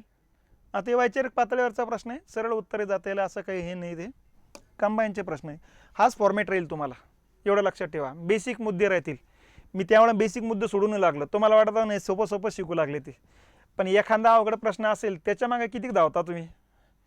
जे प्रश्न आहे 7-8 पहिले हातात घेऊन टाका. 1-2 प्रश्नाची मी गॅरंटी घेत नाही, तुम्ही घेऊ नका ना. कुठे काय करत बसता ते 1-2 प्रश्न करता? ती एक गेल्याचं दुःख जास्त राहतं माणसाला, पण 7 आल्याचा आनंद कोणीच व्यक्त करत नाही बघा.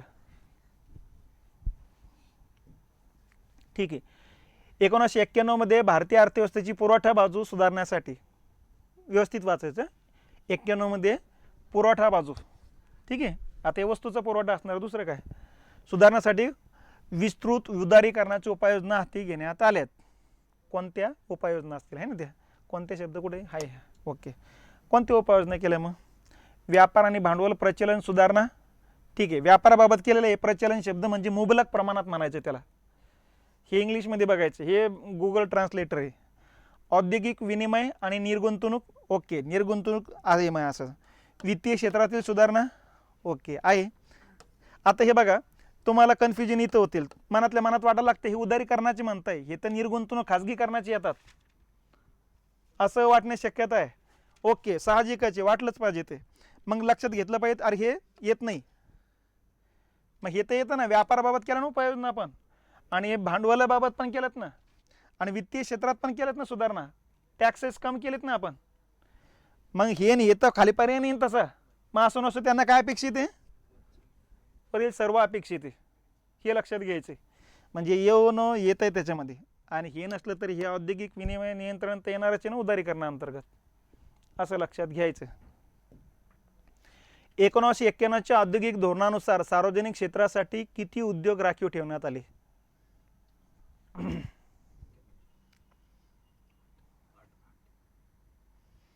ठीक आहे, आता ते पर्याय तुमच्या आता लक्षात आलेलेच आहे. ठीक आहे, पण यांनी इथं 18 टाकला असता, आता मग कन्फ्युजन वाढलं असतं. 18 पण ऐकलेले आपण, 8 पण ऐकलेले आहेत, 3 पण ऐकलेले आहेत, आणि आता 2 पण ऐकलेले. ठीक आहे, आताचा गोंधळ नाही, आताच्या हिशोबाने विचार करा. हा प्रश्न 19चा आहे. ठीक आहे, तर हे किती आहे मग? 8. हे 91चं विचारलं, परत ते लक्षात घ्या. आणि त्यांनी जर सध्याचं विचारलं तर मग काय आलं असतं इथं? कुठलं ते सध्या आहे? 2च आहेत, ते 2 तर माहीतच तुम्हाला, अणुऊर्जा आणि रेल्वे.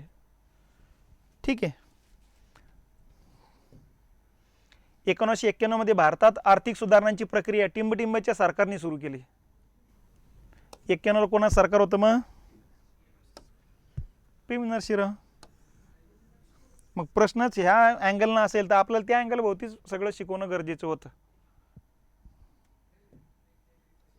खाजगीकरणाच्या उपाययोजनामध्ये हां इथं पण लक्षात घ्यायचं, पी व्ही नरसिंहरावच पर्याय नसेल तर मग राजीव गांधी पण निवडायला घाबरायचं नाही, कारण आर्थिक सुधारणांना सुरुवात खालीलपैकी कधी झाली असा एकदा प्रश्न येऊन गेला, आणि खाली उत्तर दिलेले आयोगाने 1985. मग 85ला म्हटलं, 85ला कोण होते? राजीव गांधी होते. त्यामुळे असं काही फिक्स धरून बसू नका. पण इथं क्लिअर कट दिलं 91ला कोण होते, 91ला हेच होते. मग खाजगीकरणाचे उपायामध्ये पुढीलपैकी कशा समावेश होतो? आता उदारीकरणामध्ये तुम्हाला 1 2 3 4 डायरेक्ट 9 पर्यंत शिकवलं. इथं पण टोटल 3 आणि 3 6 आणि 2 8 9चे. पण इथं मी डायरेक्ट तुम्हाला मालकी हक्काबाबत उपाय योजना, संस्थात्मक उपाय, कार्यरत उपाय, व्यवस्थापनात्मक असं शिकवलंय. कारण हे जर मुद्दे तुमच्या कानावर पडले नसते तर मग परत म्हटले असते हे कुठून आले आणखी. ठीक आहे. तर वरील सर्व उपाय आता याच्यामध्ये उलट करू शकता. ते मालकी हक्काबाबतचे उपाय, संस्थात्मक उपाय, कार्यरत उपाय योजना खालीलपैकी कोणत्या क्षेत्रातल्या उपाययोजना आहेत? उदारीकरणांतर्गत, जागतिकीकरणांतर्गत, खाजगीकरणांतर्गत. याला उलट करून बघा कशाबाबत आहे. मग खाजगीकरणाबाबतची उपाययोजना आहेत त्या. आले का लक्षात? कधी हेड काढतात ह्या टिंबटिंबाबाबतची उपाययोजना आहेत, मग ते खाली टाकतात.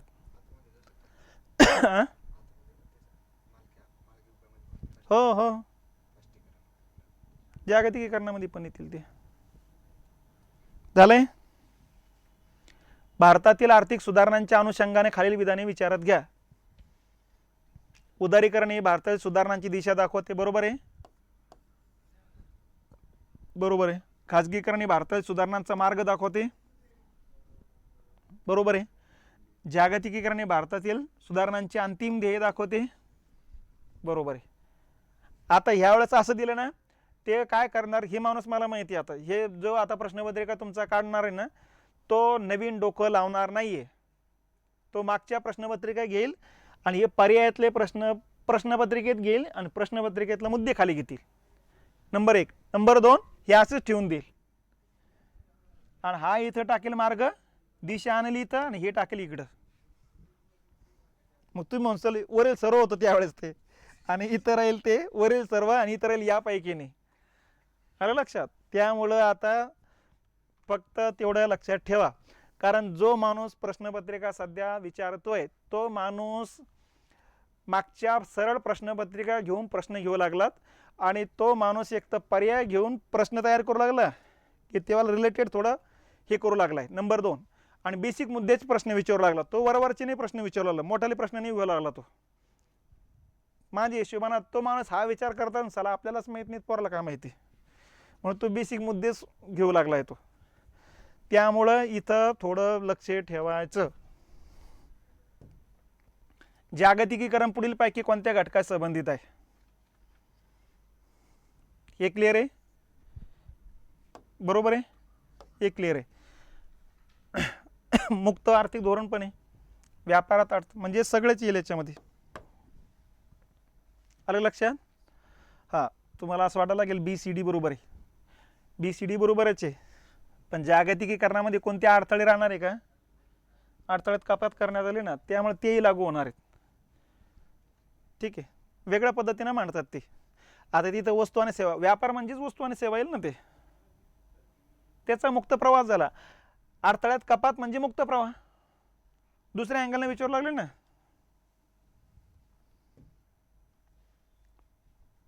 हे बघा, याला म्हणायचे बेसिक मुद्दे, बेसिक प्रश्न म्हणायचे याला. लॉंग फॉर्म विचारला, ठीक आहे. कुठला आहे मग? पण मग आपण कधी कधी आता ते तुमचं आता भरपूर वेळचे वाचन झालेलं आहे. हे लिक्विडिटी, प्रॉफिटेबिलिटी, हे ग्रोथ वगैरे पण ऐकलेलं असतं. शेअर बाजारात संबंधित काही दिवस डोकं लावलं तर मला लक्ष द्यायला लागतं, हे इकडं आहे. कारण लिक्विडिटी तिकडं आहे ना, ते द्रव्यता किती पैसा तुमच्याकडे, ते म्हणतात तुमच्याकडे किती लिक्विडिटी सध्या, काय ग्रोथ आहे तुमचा शेअरची, 4% 2% असं करतात ते. भारतातील नवीन आर्थिक सुधारणा काँग्रेस सरकारने कोणाच्या नेतृत्वाखाली सुरू केल्या?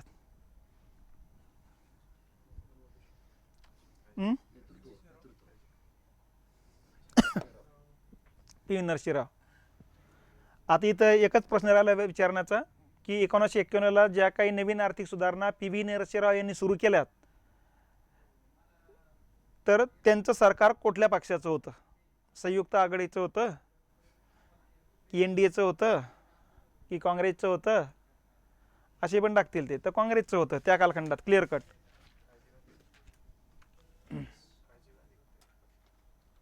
कुठले? राजीव गांधी येईल तसं काही नाही, पण इथं अपेक्षित त्यांना हेच आहेत, याच्यात काही हे होणार नाही. ज्यावेळेस त्यांना राजीव गांधी विचारायचं त्यावेळेस खाली पी व्ही नरसिंहराव राहणार नाही, किंवा दोन्ही पण ठेवले तर वर्षेच टाकतील ते. राज्यघटनेचं आहे हा. ठीक आहे.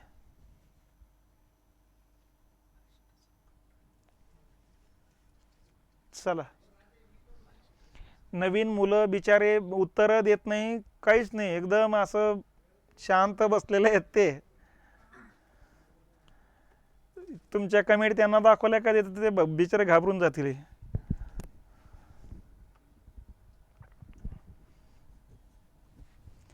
नवीन जणांनी उत्तर देत चला, आता फीस भरलेलीच आहे तर कशाला सोडता आम्हाला. ठीक आहे चला. आणि अगोदरच क्लिअर केलेलं आहे, सगळंच माहिती पाहिजे आपल्याला अशी अपेक्षित धरायचंच नाही कधीच. आता 1991ची आर्थिक अरिष्टाची कोणती लक्षणे होती? पहिलं, परकीय चलन गंगाजळीत घट झाली होती का आपली? हो, $1 अब्ज पर्यंत आली होती बघा. मग हे क्लिअर आहे ना, बस झालं. हे बाकीचे नंतर डोकं लावू. कुठं कुठे बघा, इथं आहे, इथं आहे, इथं आहे, इथं नाही, म्हणजे जाऊ दे, एक पर्याय कटवला आपण. जर माहीत नसेल तर आपण त्या अँगलनं पण विचार करत चालू ना. भारतीय विदेशी कर्जात आंतरराष्ट्रीय धनकोकडून फेरमंजुरी. आता मग तुमच्या लक्षात येईल साले वाचण्यात नाही आलंय, मग सोडून द्या, नंतर बघू त्याला. राजकोषी तुटीत वाढ झाली होती की या काळात? यस, 8%. आपण क्लिअर कट जी माहिती आहे ना आपल्याला ती गरज धरू आपण. क पण आलं पाहिजेत. क कुठे मग? इथं आहे. क इथं पण आहे. आता याच्यात असून काही फायदा नाही, याच्यात पण आहे, आणि याच्यात तर नसल्यामुळे हे कटलेलंच आहे. लक्षात, याच्यात क नाही ना, मग हे कटलं. आता पर्याय जरी कमी केले तरी तुमची उत्तर येण्याची शक्यता वाढते आणखी. चला, 60 सुवर्ण विक्री केली का?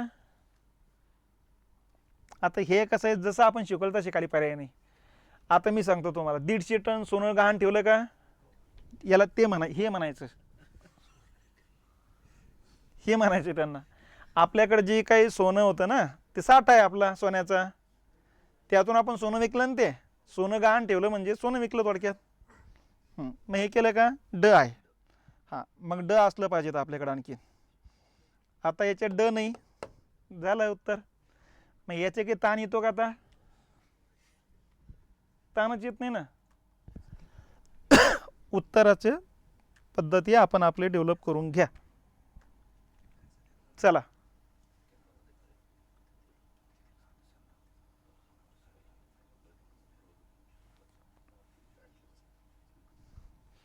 मध्ये खालीलपैकी कोणत्या तीव्र समस्यांना भारताला सामोरं जावं लागलं? म्हणजे थोडक्यात कारण काय होती जागतिकीकरण स्वीकारण्याच्या पाठीमागं? हे कारण नव्हते, हे उपाय. हा उपाय. कारण आणि उपायामधला फरक लक्षात ठेवा बरं का. हां, मलमपट्टी डोक्याला लागल्यानंतर नंतर मलमपट्टी असते, अगोदर मलमपट्टीने सुरू करणार कोणी पण. हां, बॉन्डची विक्रीची पुनरुत्थान. समजतंय? नाही समजत, द्या सोडून. विदेशी कर्ज मिळविण्यासाठी सुवर्णाचे तारण ठेवणे, बरोबर आहे. याच्यावरून बघा, सी कुठे कुठे इथं, इथं आहे, इथं आहे, इथं आहे, इथं आहे, सगळीकडची. ओके. कर्ज देणाऱ्या देशाला भौतिक स्वरूपात सुवर्णाचे हस्तांतरण करणे, बरोबर आहे. डी पण पाहिजे आपल्याला. आता डी कुठे कुठे आहे? इथं आहे, इथं आहे, इथं आहे. हा पहिला पर्याय आता कटवला आपण. आता इथं यावंच लागणार आहे आणखीन. तर नाहीच आहे, कट करून टाका. आता इथं कट होतं, ठीक आहे, कट होते. आता एक तर BCD किंवा CD. आता याला डोकंच लावावं लागतं. आता यालाच नाही. नाही, मग ते ये नसल्यावर मग आपल्याला कुठं काय करायचं? नाही त्याच्यात ते एक तर BCD उत्तर आहे किंवा नुसतं CD उत्तर आहे.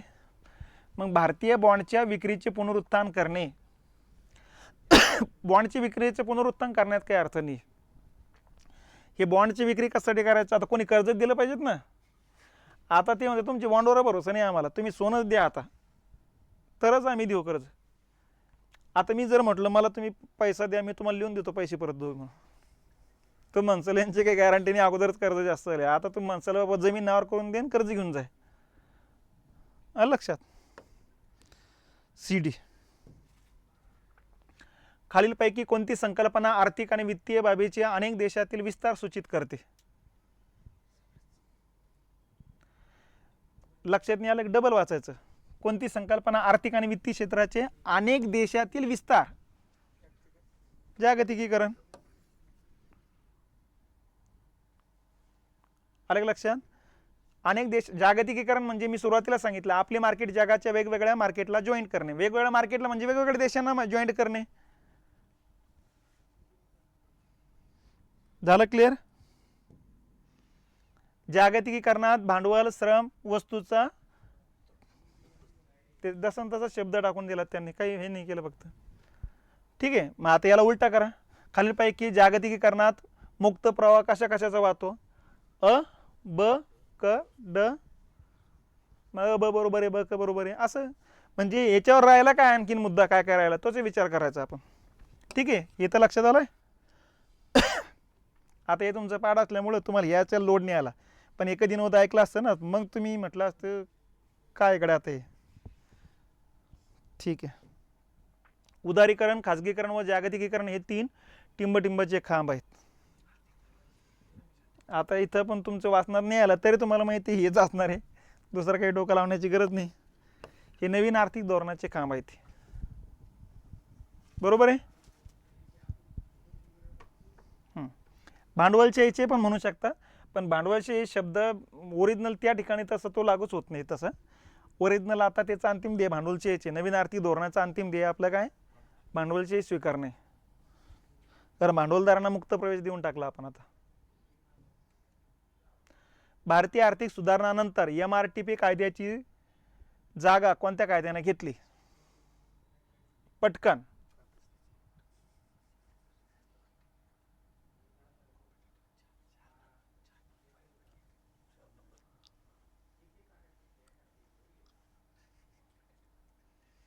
एक आणि दोन तुम्ही जे मारताय ना, मला कोणत्या हिशोबाने हे करा काहीच समजत नाही. तुम्ही हे MRTP कायदा आहे, फेमा कायद्याचा काय संबंध आहे?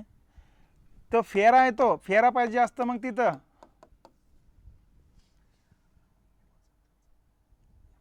आणि 2 नंबर कंपनी कायदा वेगळा आहे, कॉम्पिटिटिव्ह ऍक्ट कायदा वेगळा आहे. आपल्या इथं उत्तर येईल MRTPच्या ऐवजी कोणता कायदा आहे? यापैकी नाही आहे. मग कोणता कायदा आहे? कॉम्पिटिटिव्ह ऍक्ट आहे. हा कायदा पाहिजेत. हे सारखं नाव वाटायला लागतंय आपल्याला फक्त. झालं का? ठीक आहे बापा, हे सारखं वाटलं म्हणून दिलं, पण मग 1 नंबर कोणत्या हिशोबाने देत आहे बरेच जणांनी उत्तर? 1 नंबर नाही आलं पाहिजेत कधीच. आता MRTPचं यावर्षी विचारण्याची शक्यता जास्त आहे, पण आता येऊन गेला तो प्रश्न, आता नाही विचारणार तो, कारण लगेच परीक्षापत्रिकेत डबल तोच माणूस काढणार आहे प्रश्नपत्रिकेत. त्याला माहिती आहे आपण कोणता काढलेला आहे अगोदर. पण या वर्षी याच्यात सुधारणा झालेली, तो याच अँगलनं विचारता दुसऱ्या अँगलनं विचारेल. MRTP कायदे आपलं कॉम्पिटिटिव्ह ऍक्ट कायद्यात दुसऱ्यांदा सुधारणा कधी झाली? तर कधी झाली मग? 23ला. या वर्षी पहिली सुधारणा झाली 7ला, असं लक्षात ठेवा. पहिली सुधारणा 7ला झाली, लागू झाली 9ला. दुसरी सुधारणा 23ला झाली, लागू झाली 23लाच. हा, याला स्पर्धात्मक कायदा म्हणायचं मराठीमध्ये आपण. ठीक आहे. जागतिक आपलं खाजगीकरण व जागतिकीकरण धोरण कोणत्या प्रधानमंत्र्यांनी जाहीर केले?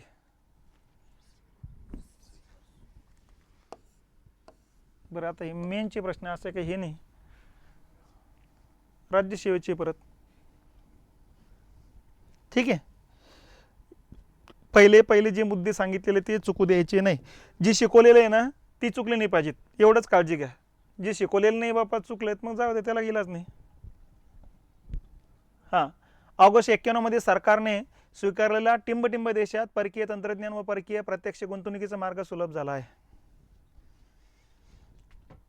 काय स्वीकारल्यामुळं परकीय तंत्रज्ञान आणि प्रत्यक्ष परकीय गुंतवणुकीचा मार्ग सुकर झाला?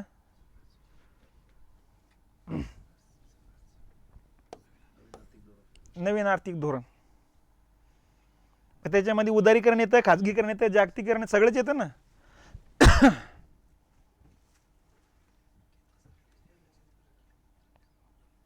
ठीक आहे, समजलं ना? हे का नाही, हे का नाही, हे तर लक्ष देत असेल ना. चला आता हे तुमचे प्रश्न आहेत मागच्या वर्षीचे. जागतिकीकरणासाठी WTOनं कोणत्या आवश्यक अटी सुचवल्या आहेत?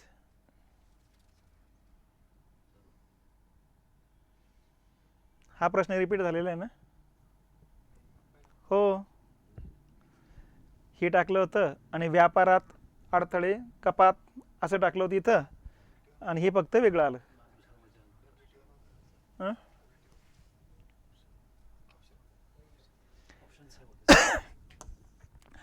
WTOचा उद्देश तेच आहे, मुक्त व्यापार धोरण लागू करणे.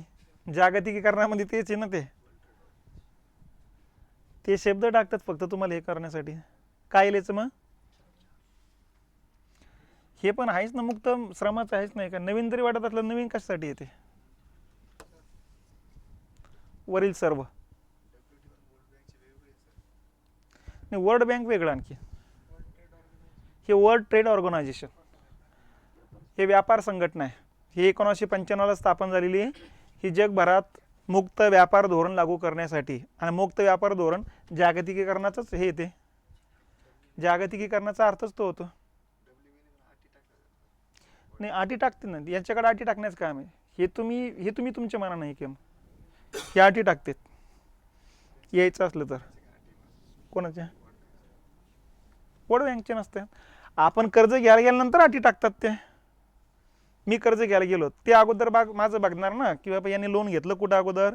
हां, नाही मग ती फेड्यानंतर घ्या आमच्याकडे बापा.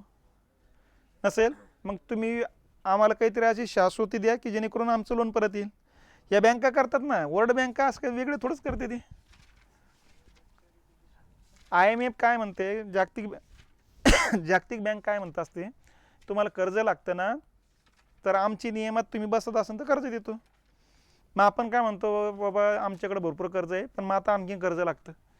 मग ते म्हणतात, हे बघा तुम्हाला सोपी आयडिया सांगतो, तुमचा खर्च कमी करा किंवा उत्पन्न वाढवा. आपण म्हटलं नाही, ते जमतच नाही.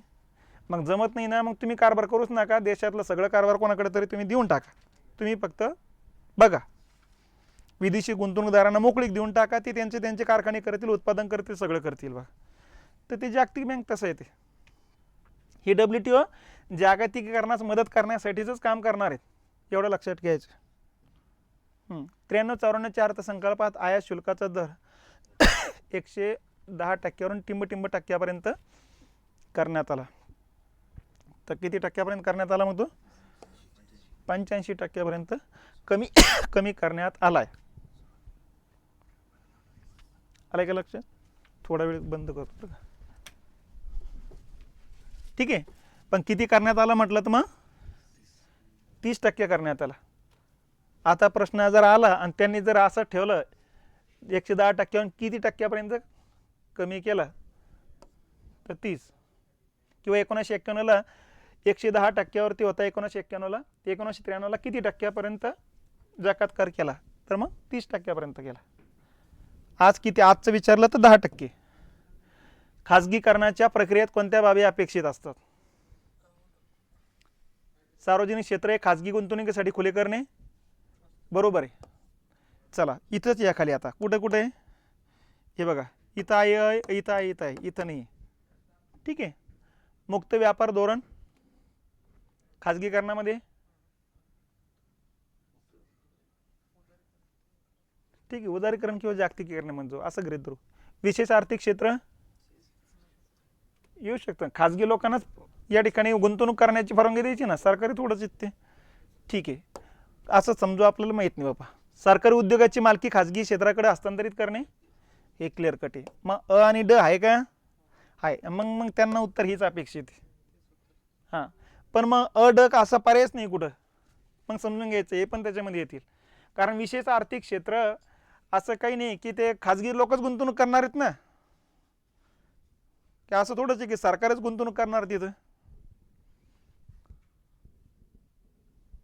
अलग लक्षात. इथं उत्तर येतं मग आणि ड. भारताचं जून 1991 मधील परकीय चलन साठा.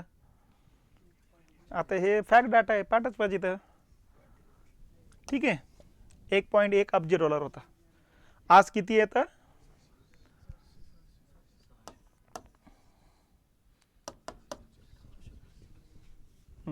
600 अब्ज डॉलर प्लस आहे. झालं.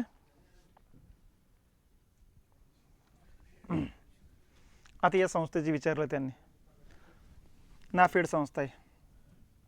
ठीक आहे. आता ही संस्था काय करत असते, कांदा वगैरे पण खरेदी करते, हिचा स्टॉक करत असते आणि सरकारनं सांगितलं अरे इथं कांदा आपल्याला लागतो, मग तिथं ते स्टॉक ओपन करत असते. ठीक आहे. त्याच्यानंतर प्रोसेसिंग करण्याचं काम करते, निर्यात करण्याचं काम. जास्तचा कांदा झाला की बापा आता अगोदरचं विकून टाका, मग सरकार सांगते त्याने या देशात विका, तिथं आपल्याला वस्तूंना मागणी. तर हे सगळं काम ते करत असते बघा. ही FCI म्हणजे काय, फूड कॉर्पोरेशन ऑफ इंडिया, गोदाम महामंडळ. हे गोदाम आहे. ठीक आहे. हे सीट बी आलं पुढं. उदारीकरण, खाजगीकरण, जागतिकीकरण धोरणाअंतर्गत भारत सरकारने 100% विदेशी प्रत्यक्ष गुंतवणुकीला खालीलपैकी टिंबश यंत्राकरता गुंतवणूक परवानगी दिलेली आहे. कोणत्या क्षेत्राकरता दिलेली आहे?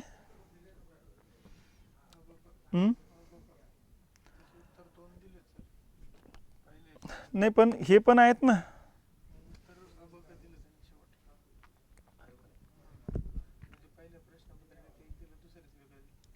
नाही, हे दूरसंचार तर 100%चे नाही ना. खाजगी विदेशी बँका पण हे येणारच.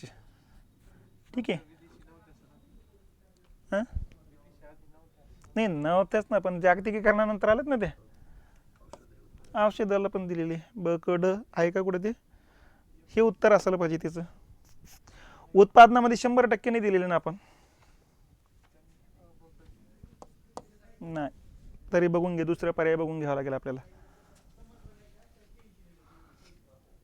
ठीक आहे. माझ्या हिशोबाने हे असायला पाहिजेत, कारण उत्पादन क्षेत्रामध्ये काही काही क्षेत्राला परवानगी नाही.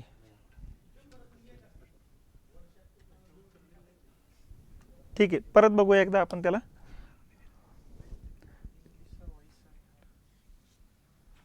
कारण हे काय आताच नाही, ते 91चं विचारता येते. ठीक आहे. जागतिक व्यापार संघटनेची मुख्यालय टिंबटिंब येत आहे. कुठे येत आहे? जिनिवाला आहे. म्हणजे त्याला म्हणायचं WTO. स्थापना कधीची आहे? 1 जानेवारी 1995ची. मुख्यालय कुठे? जिनिवा. जिनिवा कुठे आलं? स्वित्झर्लंड. आणि सदस्य देश किती सध्या? 164 देश सदस्य आहेत.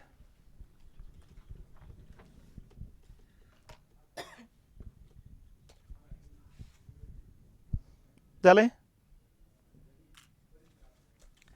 1991-92 मध्ये निर्यातीचे मूल्य 1.5% घसरले गेल्यामुळे 1993-94 मध्ये निर्यात मूल्य किती टक्क्यानं वाढलेली आहेत? आता हे येत आहे 20% वाढलेली आहेत. आता हे पहिला मुद्दा हे लक्षात घ्या, अवमूल्यन म्हणजे काय? हे अवमूल्य नाही, मूल्य घसरलं म्हणजे अवमूल्य नाही, त्याला म्हणायचं डिव्हॅल्युएशन.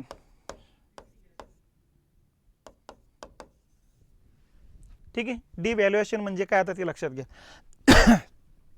हे बघा, सध्या आपली निर्यात होते कमी रकमेची, समजून घ्यायचे 100 कोटीची, आणि आयात होते आपली 200 कोटीची. म्हणजे आपला व्यापार कसा आहे? तुटीचा आहे. कितीची तूट आहे? 100 कोटीची तूट आहे. मग मागच्या वर्षी 100 कोटी, त्याच्या मागच्या वर्षी 100 कोटी, त्याच्या मागच्या वर्षी 100 कोटी, तूट वाढत चालली. तूट वाढत चालली म्हणजे कर्ज वाढत चाललं आपलं. आता हे कर्ज कमी करायचं असेल तर यासाठी आयात कमी करावं लागेल, निर्यात वाढवावं लागेल. आणि म्हणून मग आयात कमी करून निर्यात वाढवण्यासाठी सरकार अवमूल्यन करत असते. म्हणजे विदेशी चलनाच्या तुलनेत आपल्या रुपयाचं मूल्य कायद्यानं कमी करायचं असतं बघा. मग आत्ताच मी बोललो होतो. आता समजून घ्यायचं, एका डॉलरची किंमत किती आहे? 80 रुपये. आणि आपल्याला आता आयात वाढवायची, आपला आयात घटवायची, निर्यात वाढवायची. मग सरकार संसदेमध्ये ठराव संमत करतं काय, की रुपयाचं मूल्य सध्या जे आहे त्याच्यामध्ये आणखीन घट करा. किती टक्क्यानं घट करायची? ते 1991ला आपण जवळपास 21-22% घट केलेली, 66ला 36% घट केलेली, आणि 49ला जवळपास 30% घट केलेली. ठीक आहे. मग आता समजून घ्यायचं, आता निर्णय घ्यायचा की 50%नंच घट करायची. आता निर्यात वाढवायची, आपल्याला दुप्पट करायची आणि आयात घटवायची. मग सरकार संसदेत ठराव संमत करते, सध्याचा जेवढा दर आहे त्याच्या 50% मूल्य कमी करा. आता 80 रुपयाचे 50% म्हणजे किती? 8×45 म्हणजे याच्यात 40 रुपये ॲड करायचे, लक्षात. आणि दुसऱ्या दिवशी मग $1 कितीला?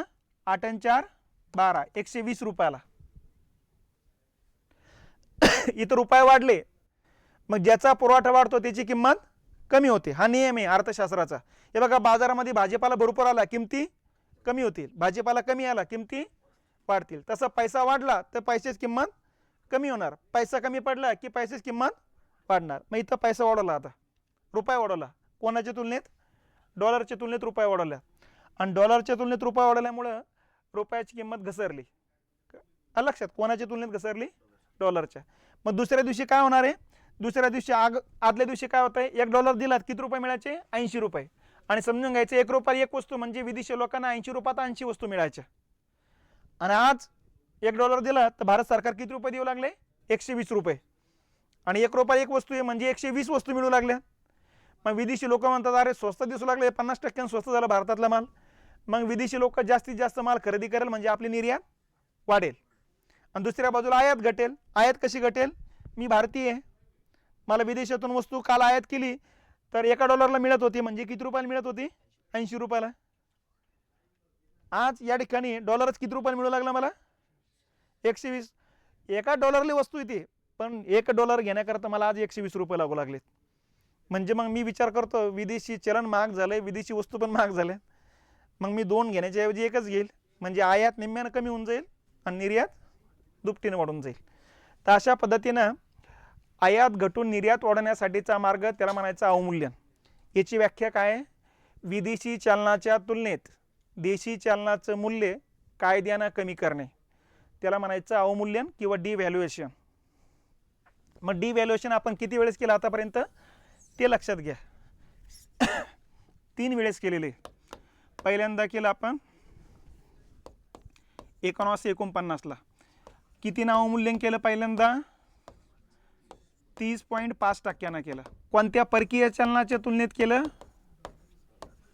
फक्त डॉलरच्या तुलनेत केलं, ठीक आहे. दुसऱ्यांदा केलं आपण 1966ला. किती टक्क्यानं केलं? 36.5%. कोणत्या चलनाच्या तुलनेत केलं? डॉलर बरोबर नाही, युरो नव्हताच नाही या काळात, पाऊंडच्या तुलनेत केलेले, ठीक आहे. आणि तिसऱ्यांदा केलं आपण 1991ला. ते 2दा-3दा केलं, 3 जुलै, 5 जुलै आणि 15 जुलैला केलेले. टोटल 21.5% केलं. कोणत्या चलनाच्या तुलनेत? डॉलर 1, पाऊंड 2, ठीक आहे, येन 3, फ्रँक 4 आणि मार्क 5. या 5 चलनाच्या तुलनेत केलं. मार्क कोणाचे चलन आहे? मार्क कुठल्या देशाचं चलन आहे?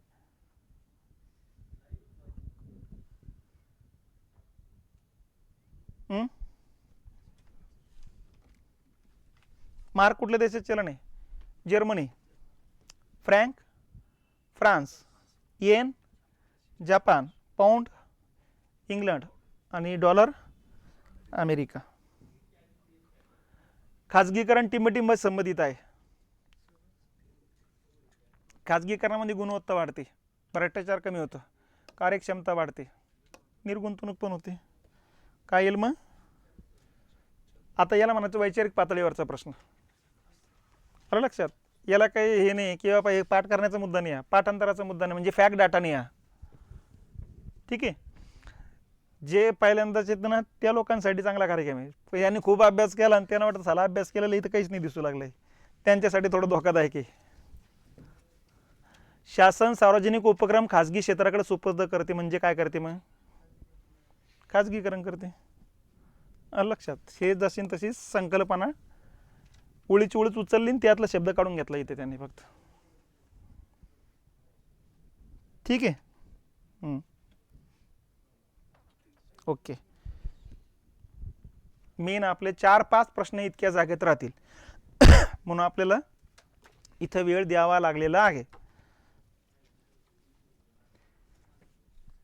मेरिटचा विचार करू नका सध्या, एकच लक्षात ठेवा, की तिथं पीच बघून आपण आपलं ते बघा. पेपर खूपच कठीण असेल तर उगाच जास्त काळे करू नका. पहिला माझा फॉर्मॅट आहे, अंदाजानं टोले मारूच नका. त्यातले 2 पर्याय कटले असेल ना मग टोले मारण्यासाठी घ्यायचे कधी पण. ठीक आहे. त्याच्यानंतर तार्किक काही मुद्दे बघा. खालीलपैकी 4 पर्यायापैकी सध्या चालू घडामोडीचे काही मुद्दा दिसतोय का, म्हणजे त्याचा काही संबंध आहे का, तरच ते या ठिकाणी असणारचे संबंध आहे. त्याच्यानंतर एखादा पर्याय तुमच्याकडून जास्त काळा झाला आणि आणखीन पुढचा तो टोला मारत असेल तर मग चुकण्याची शक्यता जास्त येते पण. तर त्यामुळं इथं जास्त काही लोड घेऊ नका. माझ्या हिशोबाने लोड घेण्यासारखं नाहीच आहे तुमचं ते. तुम्ही बळजबरी लोड घेत असेल तर त्याला मग तुम्ही जिम्मेदार, एवढं लक्षात घ्या. कारण 30-35चं तुमचे मराठी हे देऊन टाकतील तुम्हाला. मराठी आणि इंग्रजी 30 क्रॉस करून टाकतील तुमचे. आणि मग 10-12 तुम्हाला करायचं ना, उगा इकडे कुठं लोड घेत बसता. नंतर इकॉनॉमिक्सची तुम्हाला मिनिमम 5-7 तर कशी देऊन टाकतील बघा. आता जेवढं शिकवलेलं आहे हेच व्हिडिओ एकदा 2दा बघा तुम्ही, बाकीच काही करण्याची गरज नाही तुम्हाला. आणि पेपर झाल्यानंतर परत व्हिडिओ बघा, तुमच्या लक्षात यायला लागेल हे जवळपास तितक्या जागेत राहिलेले. आता याच्यामध्ये आपले जे काही जागतिकीकरणातले जे मुद्दे, उदारीकरणातले बँका वगैरे, आणखीन बँकाशी संबंधित बाकीचे मुद्दे बघून घ्या. WTO आणि संघटनाचे मुद्दे आपल्याकडे येईल याची नाही शक्यता, परराष्ट्र धोरणामध्ये जाण्याची शक्यता जास्त येते. तर त्या हिशोबाने तिकडं आपल्याला बघायचं आहे. झालंय का? ओके, हे क्लोज करतो मी. पुढचा मुद्दा आपल्याला कुठल्या मुद्द्याकडे जायचं आता? प्रश्नाच्या हिशोबानेच जाऊ आपण पुढचे आता. ठीक आहे, कशात जायचं आहे? बँका, नॅशनल इन्कम तर बऱ्यापैकी क्लिअर करून दिलेलं आहे तुमचं. पंचवार्षिक योजना,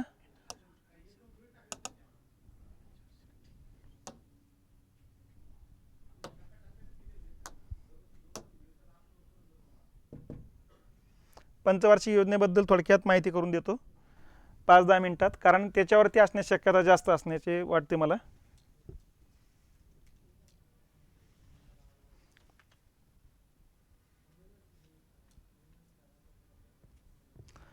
संघटना घेऊ, उद्याचा दिवस आहे आपल्याकडे आणखी, त्यामुळे एवढे लोड घेऊ नका. आता संघटना हे सगळं इकॉनॉमीचे जेवढे वाटतात मला तेवढे सगळे उरकून टाकू आपण ते.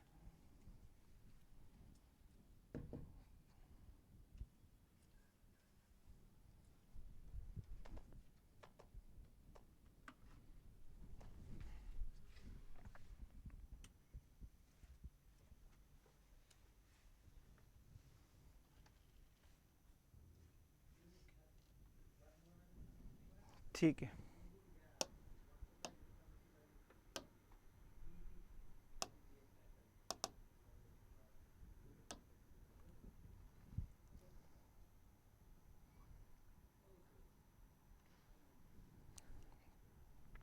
आर्थिक नियोजनामध्ये आर्थिक नियोजनाचे प्रकार वगैरे तुम्हाला काही विचारण्याची शक्यता नाही बघा. डायरेक्ट पंचवार्षिक योजनेतला एखादा योजना कार्यक्रम विचारण्यात जाण्याची शक्यता जास्त आहे. ठीक आहे.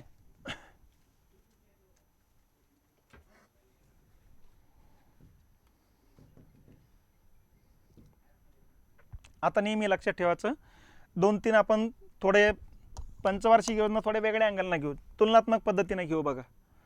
तुलनात्मक पद्धतीने काय काय ते लक्षात घेऊ बघा. इथं पंचवार्षिक योजना लिहित चालू आपण. इथं त्या पंचवार्षिक योजनेचा कालावधी तुम्ही सांगत चालायचा. ठीक आहे. कशावर भर दिला, मुख्य भर ते लक्षात घ्यायचं. प्रतिमान ते लक्षात घ्यायचं. खर्च लक्षात घ्यायचा. लक्ष काय ठेवलं होतं त्या पंचवार्षिक योजनेचं ते लक्षात घ्या. प्रत्यक्षात साध्य किती झालं ते लक्षात घ्या. अध्यक्ष कोण होतं ते लक्षात घेऊ आपण.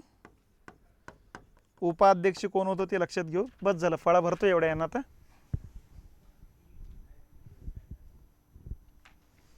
PYQ पण घेऊ, पण हे 5-10 मिनिटात एकदा ओव्हरलक करून घेऊ एकदा हे. ठीक आहे. आता हे बघा, पहिली पंचवार्षिक योजना, आता मी शॉर्टकटच टाकतोय. पहिली पंचवार्षिक योजना म्हणजे 1 नंबर टाकतो इथं. कालावधी कुठला आहे? 51 ते 56 आहे. कशावर भर दिलेला आहे पहिल्या पंचवार्षिक योजनेत? शेती आणि सिंचनावर भर दिलेला आहे. बरोबर आहे. कुठलं प्रतिमान स्वीकारलं तर पहिल्या पंचवार्षिक योजनेमध्ये? तर हेरॉल्ड आणि डोमर फक्त ऐकत चला आता, ठीक आहे. खर्च किती केला होता? 4178. इथंच लिहितो कोटी रुपये, ठीक आहे. लक्ष ठेवलं होतं 2.1% प्रत्येक वर्षी GDPचा दर वाढवण्याचा. प्रत्यक्षात साध्य झालं 3.6%, ठीक आहे. आणि इथं अध्यक्ष होते पंडित नेहरू आणि उपाध्यक्ष होते गुलजारीलाल नंदा. मग या दोघांनी एकत्रित येऊन पहिल्या पंचवार्षिक योजनेचा प्लॅन तयार केला होता. मग शेतीवरतीच भर दिला होता. त्याचं कारण होतं देशाच्या फाळणीमुळं कृषी उत्पादक पट्टा पाकिस्तानमध्ये गेला होता. नंबर 2 होतं कारखाने राहिले भारतामध्ये आणि कच्चा माल उत्पादक गेला पाकिस्तानमध्ये, म्हणून देशामध्ये शेती उत्पादनात वाढ करणं गरजेचं होतं. आणि यासाठी पहिल्या पंचवार्षिक योजनेमध्ये शेती आणि सिंचनावर भर देण्याचं टार्गेट टाकलं होतं बघा. मग याचा फायदा अन्नधान्याच्या उत्पादनात वाढ होण्यासाठी झालेलाच दिसतोय, ठीक आहे.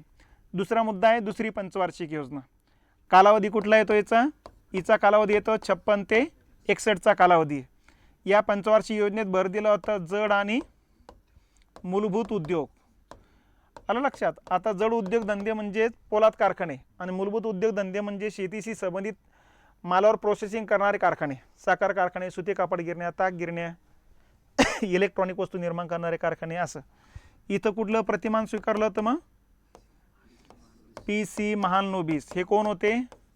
हे होते संख्याशास्त्रज्ञ. त्यांचा जन्मदिवस 24 जून हा राष्ट्रीय सांख्यिकी दिन म्हणून साजरा करत असतो. यांनी सांगितलं होतं उद्योगधंद्यावर भर द्या, जेणेकरून आता शेतीतून आणखीन रोजगार निर्माण होणार नाही, ठीक आहे. मग याचा खर्च किती करण्यात आला? 7,900 कोटी रुपये. इथं कोटी रुपये लिहिलेले आहे आपण. याच्यात लक्ष किती ठेवलं होतं? 4.5%. प्रत्येक वर्षी 4.5% लक्ष गाठायचं. प्रत्यक्षात साध्य किती झालं? 4.1%. आलं लक्षात? मग अपयश याला होतं. अपयशाचे कारण मग परकीय गंगाजळीची कमतरता निर्माण झाली होती, प्रतिकूल मान्सून होता आणि सुएझ कालव्याचा प्रश्न निर्माण झाला होता, ठीक आहे. अध्यक्ष कोण होते या पंचवार्षिक योजनेचे? पंडित नेहरूच होते. आणि उपाध्यक्ष सुरुवातीला गुलजारीलाल नंदा होते आणि नंतर मग 1961ला VT कृष्णमाचारी आली होती,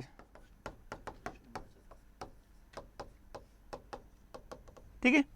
मग आता पहिल्या पंचवार्षिक योजनेत कोणते कोणते कार्यक्रम हातात घेतले होते? तर बरेच कार्यक्रम हातात घेतलेले. 51ला सिंदरीचा खत कारखाना काढला होता. 52ला कुटुंब नियोजन कार्यक्रम हातात घेतला होता. 52ला सामुदायिक विकास कार्यक्रम हातात घेतला होता. 53ला हवाई क्षेत्राचे राष्ट्रीयकरण केले होते. 54ला या ठिकाणी 54ला कुठला येईल? 54ला काहीच नाही ना. 55ला SBIची स्थापना आहे, ICICIची स्थापना आहे. तर हे पहिल्या पंचवार्षिक योजनेत. दुसऱ्या पंचवार्षिक योजनेमध्ये 56ला LICची स्थापना आहे, दुसरे औद्योगिक धोरणे जड आणि पोलाद कारखान्यावर भर देणारे. त्याच्यानंतर UGCची वैधानिक दर्जा देण्यात आलेला आहे 56लाच. ONGCची स्थापना आहे, ठीक आहे. त्याच्यानंतर 57ला बलवंतराव मेहता समिती आहे, आर्थिक सत्तेचे विकेंद्रीकरण करण्याचा धोरणात्मक निर्णय, ठीक आहे. 58ला BSEला वैधानिक दर्जा देण्यात आलेला आहे संस्थेला. 59ला ऑइल इंडिया लिमिटेडची स्थापना आहे आणि 3 ठिकाणी पोलाद कारखाने काढण्यात आले. भिलाई छत्तीसगडमध्ये येतं आहे, रशियाच्या मदतीनं पोलाद कारखाना काढलेला आहे. रूरकेला ओरिसामध्ये आहे, पश्चिम जर्मनी होतं त्या काळात, त्याच्या सहकार्याने. आणि दुर्गापूर ब्रिटनच्या सहकार्याने पश्चिम बंगालमध्ये कारखाना काढण्यात आलेला आहे. तर ह्या दुसऱ्या पंचवार्षिक योजनेतल्या घटना लक्षात ठेवायच्या. तिसरी पंचवार्षिक योजना कुठला कालावधी आहे? 61 ते 66चा आहे. कशावर भर दिला? शेती आणि मूलभूत उद्योगावर भर दिला. जड उद्योगधंदे काढून टाकले आता, ठीक आहे. प्रतिमान महालनोबिसचंच होतं बघा. खर्च 11,600 कोटी रुपयाचा आहे. लक्ष किती ठेवलं होतं? 5.6. प्रत्यक्षात साध्य किती झालं? 2.8. अध्यक्ष कोण होते या काळात? पंडित नेहरू होते. सुरुवातीला 64ला मृत्यू झाला त्यांचा. मग लाल बहादूर शास्त्री आले, ठीक आहे. यांच्या काळात मग उपाध्यक्ष कृष्णमाचारी होते सुरुवातीला आणि लाल बहादूर शास्त्री जसे आले तसे अशोक मेहता मग उपाध्यक्ष आले, ठीक आहे. मग या पंचवार्षिक योजनेतले कार्यक्रम कुठले कुठले? 64ला IDBIची स्थापना आहे, 64ला UTIची म्युच्युअल फंड आहे UTIची स्थापना आहे, त्याच्यानंतर 65ला FCIची स्थापना आहे, फूड कॉर्पोरेशन ऑफ इंडिया, 65लाच हरित क्रांतीला सुरुवात होती आपल्या, आणि 65लाच आधारभूत किमती ठरवणाऱ्या आयोगाची स्थापना पण आहे. आलं लक्षात? तर या पद्धतीने लक्षात ठेवा. आणि ह्या घटनावरती असण्याची शक्यता प्रश्न जास्त आहे, कारण 64ला पुढच्या वर्षी 60 वर्षी होत आहे. लक्षात? आणि 65च्या घटनेला त्याच्या पुढच्या वर्षी 60 वर्षी होतील. त्यामुळं आता 60वं वर्षी चालू झालेलं आहे, म्हणजे हिरक महोत्सवी वर्ष. तर त्यामुळं 64च्या घटना लक्षात ठेवा. IDBI आणि UTI या दोन संस्थेची स्थापना आहे बघा.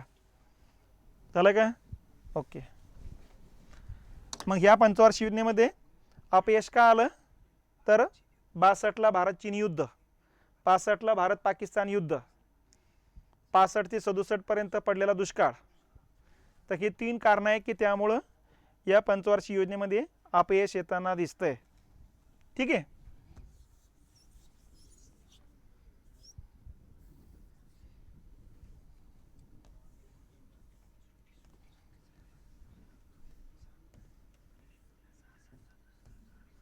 आता चौथी पंचवार्षिक योजना कुठला कालावधी आहे?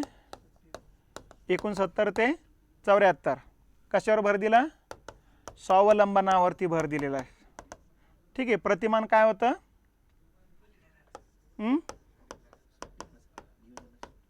काय म्हटले? हां, नाही आता आपण डायरेक्ट पंचवार्षिक योजनेत चाललो. आपण मधला कालखंड आता चालू बोलता बोलता सांगून टाकू ते. आता प्रतिमान आलेन रुद्रचं प्रतिमान आहे. खर्च किती आहे? 24,800 कोटी रुपये.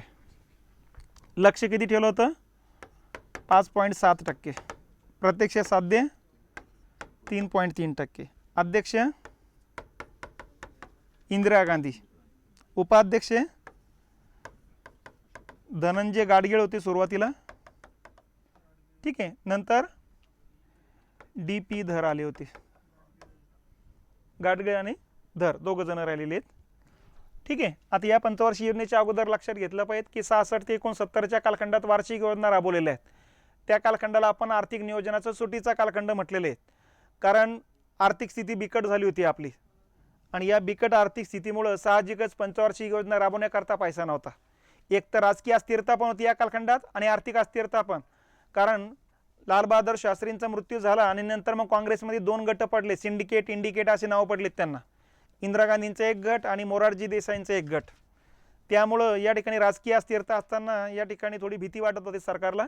एका बाजूला आर्थिक अस्थिरता पण आहे आणि दुसऱ्या बाजूला राजकीय अस्थिरता पण आहे. ठीक आहे. आणि त्यामुळे वार्षिक योजना राबवताना दिसतो आपण. आणि म्हणून मग या वार्षिक योजनेमध्ये जास्त काही कार्यक्रम हातात घेतलेले नाही. 66ला झडपीकडं कुटुंब नियोजनाचा कार्यक्रम, आपलं कुटुंब कल्याण कार्यक्रम देण्यात आलेला आहे, आणि 66ला दुसऱ्यांदा अवमूल्यन केलेले आहे. 2च घटना आहेत या ठिकाणी लक्षात घेण्यासारख्या. मग चौथी पंचवार्षिक योजनेच्या कालखंडात अनुकूल वातावरण तयार झालं, हरित क्रांतीला सुरुवात झालेली आहे. ठीक आहे. आणि हरित क्रांतीचं चित्र दिसायला लागले आता, आणि म्हणून पैसा आला, राजकीय स्थिरता पण निर्माण झाली, आणि त्यातून मग चौथी पंचवार्षिक योजना सुरू करण्यात आलेली आहे बघा. आणि या पंचवार्षिक योजनेच्या कालखंडामध्ये मग आता 69ला कुठले कार्यक्रम हातात घेतले? तर 14 बँकांचं राष्ट्रीयकरणाचा निर्णय घेतलेला आहे. पहिला निर्णय 69लाच अग्रणी बँक योजना सुरू करण्यात आलेली आहे. लक्षात? 69लाच MRTP नावाचा कायदा करण्यात आलेला आहे. बरोबर आहे. तर ह्या 3 69च्या घटना आहेत बघा. त्याच्यानंतर 71च्या कालखंडामध्ये बोकारो आणि विजयनगर या ठिकाणी पोलाद कारखान्याची स्थापना होती. ठीक आहे. 71ला गरिबी हटावची घोषणा देण्यात आली. याच पंचवार्षिक योजनेत घोषणा आहे, अंमलबजावणी झाली 5व्या पंचवार्षिक योजनेमध्ये. ठीक आहे. त्याच्यानंतर याच पंचवार्षिक योजनेमध्ये पुढं 1974ला बाकीचं काहीच नाही जास्त असं. ठीक आहे. कशाचं नाही नंतर ते. तर एवढ्या घटना. फक्त अपयश का आलं? तर 71चं भारत पाकिस्तान युद्ध, 72चा सगळ्यात मोठा दुष्काळ, आणि 73ला पहिला ऑइल शॉक, पहिला तेल झटका, हे त्याचं कारण होते बघा.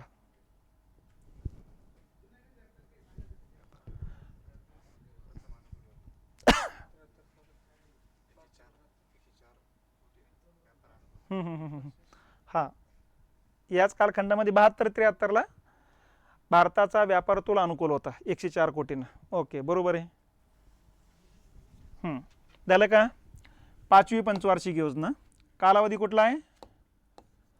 1974 ते 79, पण लागू झाली 78 पर्यंत. ही एकमेव पंचवार्षिक योजना आहे, ती 4च वर्षे लागू झालेली आहे. 5व्या वर्षी तिचं उलटलंच नाही, आलंच नाही. म्हणून एक खालीलपैकी कोणती एकमेव पंचवार्षिक योजना तिचा कार्यकाल पूर्ण करू शकली नाही, तर 5वी समजायचं. कारण 78ला जे काय 77ला नवीन सरकार आलं, त्या सरकारनं ही पंचवार्षिक योजना 1 वर्ष अगोदरच बंद करून टाकली आणि त्याऐवजी सरकती योजना सुरू केलेल्या होत्या. तर हे तर वेगळं वैशिष्ट्य लक्षात ठेवा. इथं भर कशावर दिला मग? स्वावलंबन आणि दारिद्र्य निर्मूलन. ठीक आहे. प्रतिमान आता आलेन रुद्रचंच आहे. हेच आहे. खर्च किती आहे? 53,410 कोटी रुपये. लक्ष किती ठेवलं तिथं? आता लक्ष कमी करण्यात आलं, 4.4%. प्रत्यक्षात साध्य झालं 4.8%. एवढं प्रत्यक्षात साध्य झालेलं आहे. अरे लक्षात. आणि अध्यक्ष कोण होते मग? इंदिरा गांधीच होते. आणि इथं उपाध्यक्ष DP धर एक होते सुरुवातीला, आणि नंतर PN हस्कर आले होते. हे लक्षात घेतलं पाहिजे आपण. आता या पंचवार्षिक योजनेत कुठले कुठले कार्यक्रम हातात घेण्यात आलेत ते पण लक्षात घ्या. या पंचवार्षिक योजनेतला पहिला कार्यक्रम आहे 75चे. 74ला अणुचाचणी झालेली आहे. ठीक आहे. 74 नंतर 74ला भारत अन्नधान्याबाबत स्वयंपूर्ण झाल्याची घोषणा झालेली आहे. 75ला ICDS नावाचा कार्यक्रम सुरू करण्यात आला, इंटिग्रेटेड चाइल्ड डेव्हलपमेंट प्रोग्राम, एकात्मिक बाल विकास कार्यक्रम म्हणतो आपण. 75लाच मिनिमम नीड्स प्रोग्राम सुरू करण्यात आला, किमान गरजा कार्यक्रम. 75लाच वीज कलमी नावाचा कार्यक्रम हातात घेण्यात आलेला आहे. तर 75लाच आणखीन भारताचा अवकाश कार्यक्रमाला सुरुवात होती. आर्यभट्ट नावाचा पहिला 19 एप्रिलला सुरुवात झालेली आपली देश. बरोबर आहे. हां, आणि बुद्ध हसला. बरोबर आहे. 75च्या घटना आहे. 76ला भारताचं पहिले लोकसंख्या विषयक धोरण आहे. 77ला HDFC बँकेची स्थापना करण्यात आली. ठीक आहे. तर ह्या घटना इथल्या लक्षात घेतल्या पाहिजे आपण. हे झाले 5वी पंचवार्षिक योजना.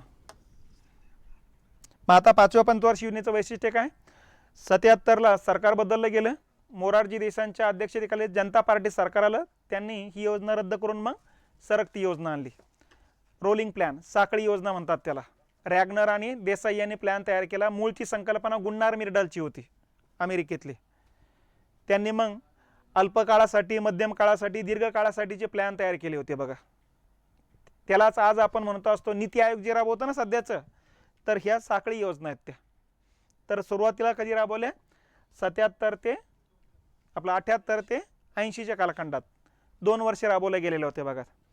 मग त्या कालखंडामध्ये मोरारजी देसाई हे अध्यक्ष होते आणि DT लाकडावाला हे उपाध्यक्ष. 1980ला चौधरी चरण सिंग अध्यक्ष होते आणि DT लाकडावाला उपाध्यक्ष होते. कारण चौधरी चरण सिंग पण पंतप्रधानपदी आलेले आहेत. ठीक आहे. तर गरिबी हटवाची प्रत्यक्ष अंमलबजावणी झाली 5व्या पंचवार्षिक योजनेत. घोषणा झाली 4थ्या पंचवार्षिक योजनेत. ठीक आहे. बस झालं असेल ना. आता थांबू आपण. आता थोडं आणखीन उद्या घेऊन टाकू. उद्या आणखीन काय काय घ्यायचं ते पण मला काही सूचना तुमच्या असेल तर तेवढा सांगून टाका. कारण माझ्या हिशोबानं जे प्रश्न राहणार येतं, एक तर बँका बघू उद्या आणखीन एक. ठीक आहे. व्यापार ओव्हरलुक करून घे व्यापारावरती. ठीक आहे. त्याच्यानंतर राष्ट्रीय उत्पन्न बघायचं असेल तर ते बघून घेऊ.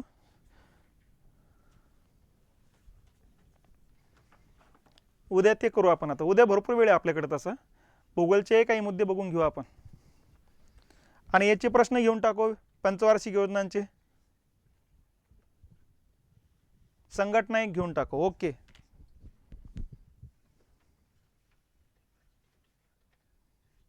झालं का? ठीक आहे. थांबू आपण राजू आता.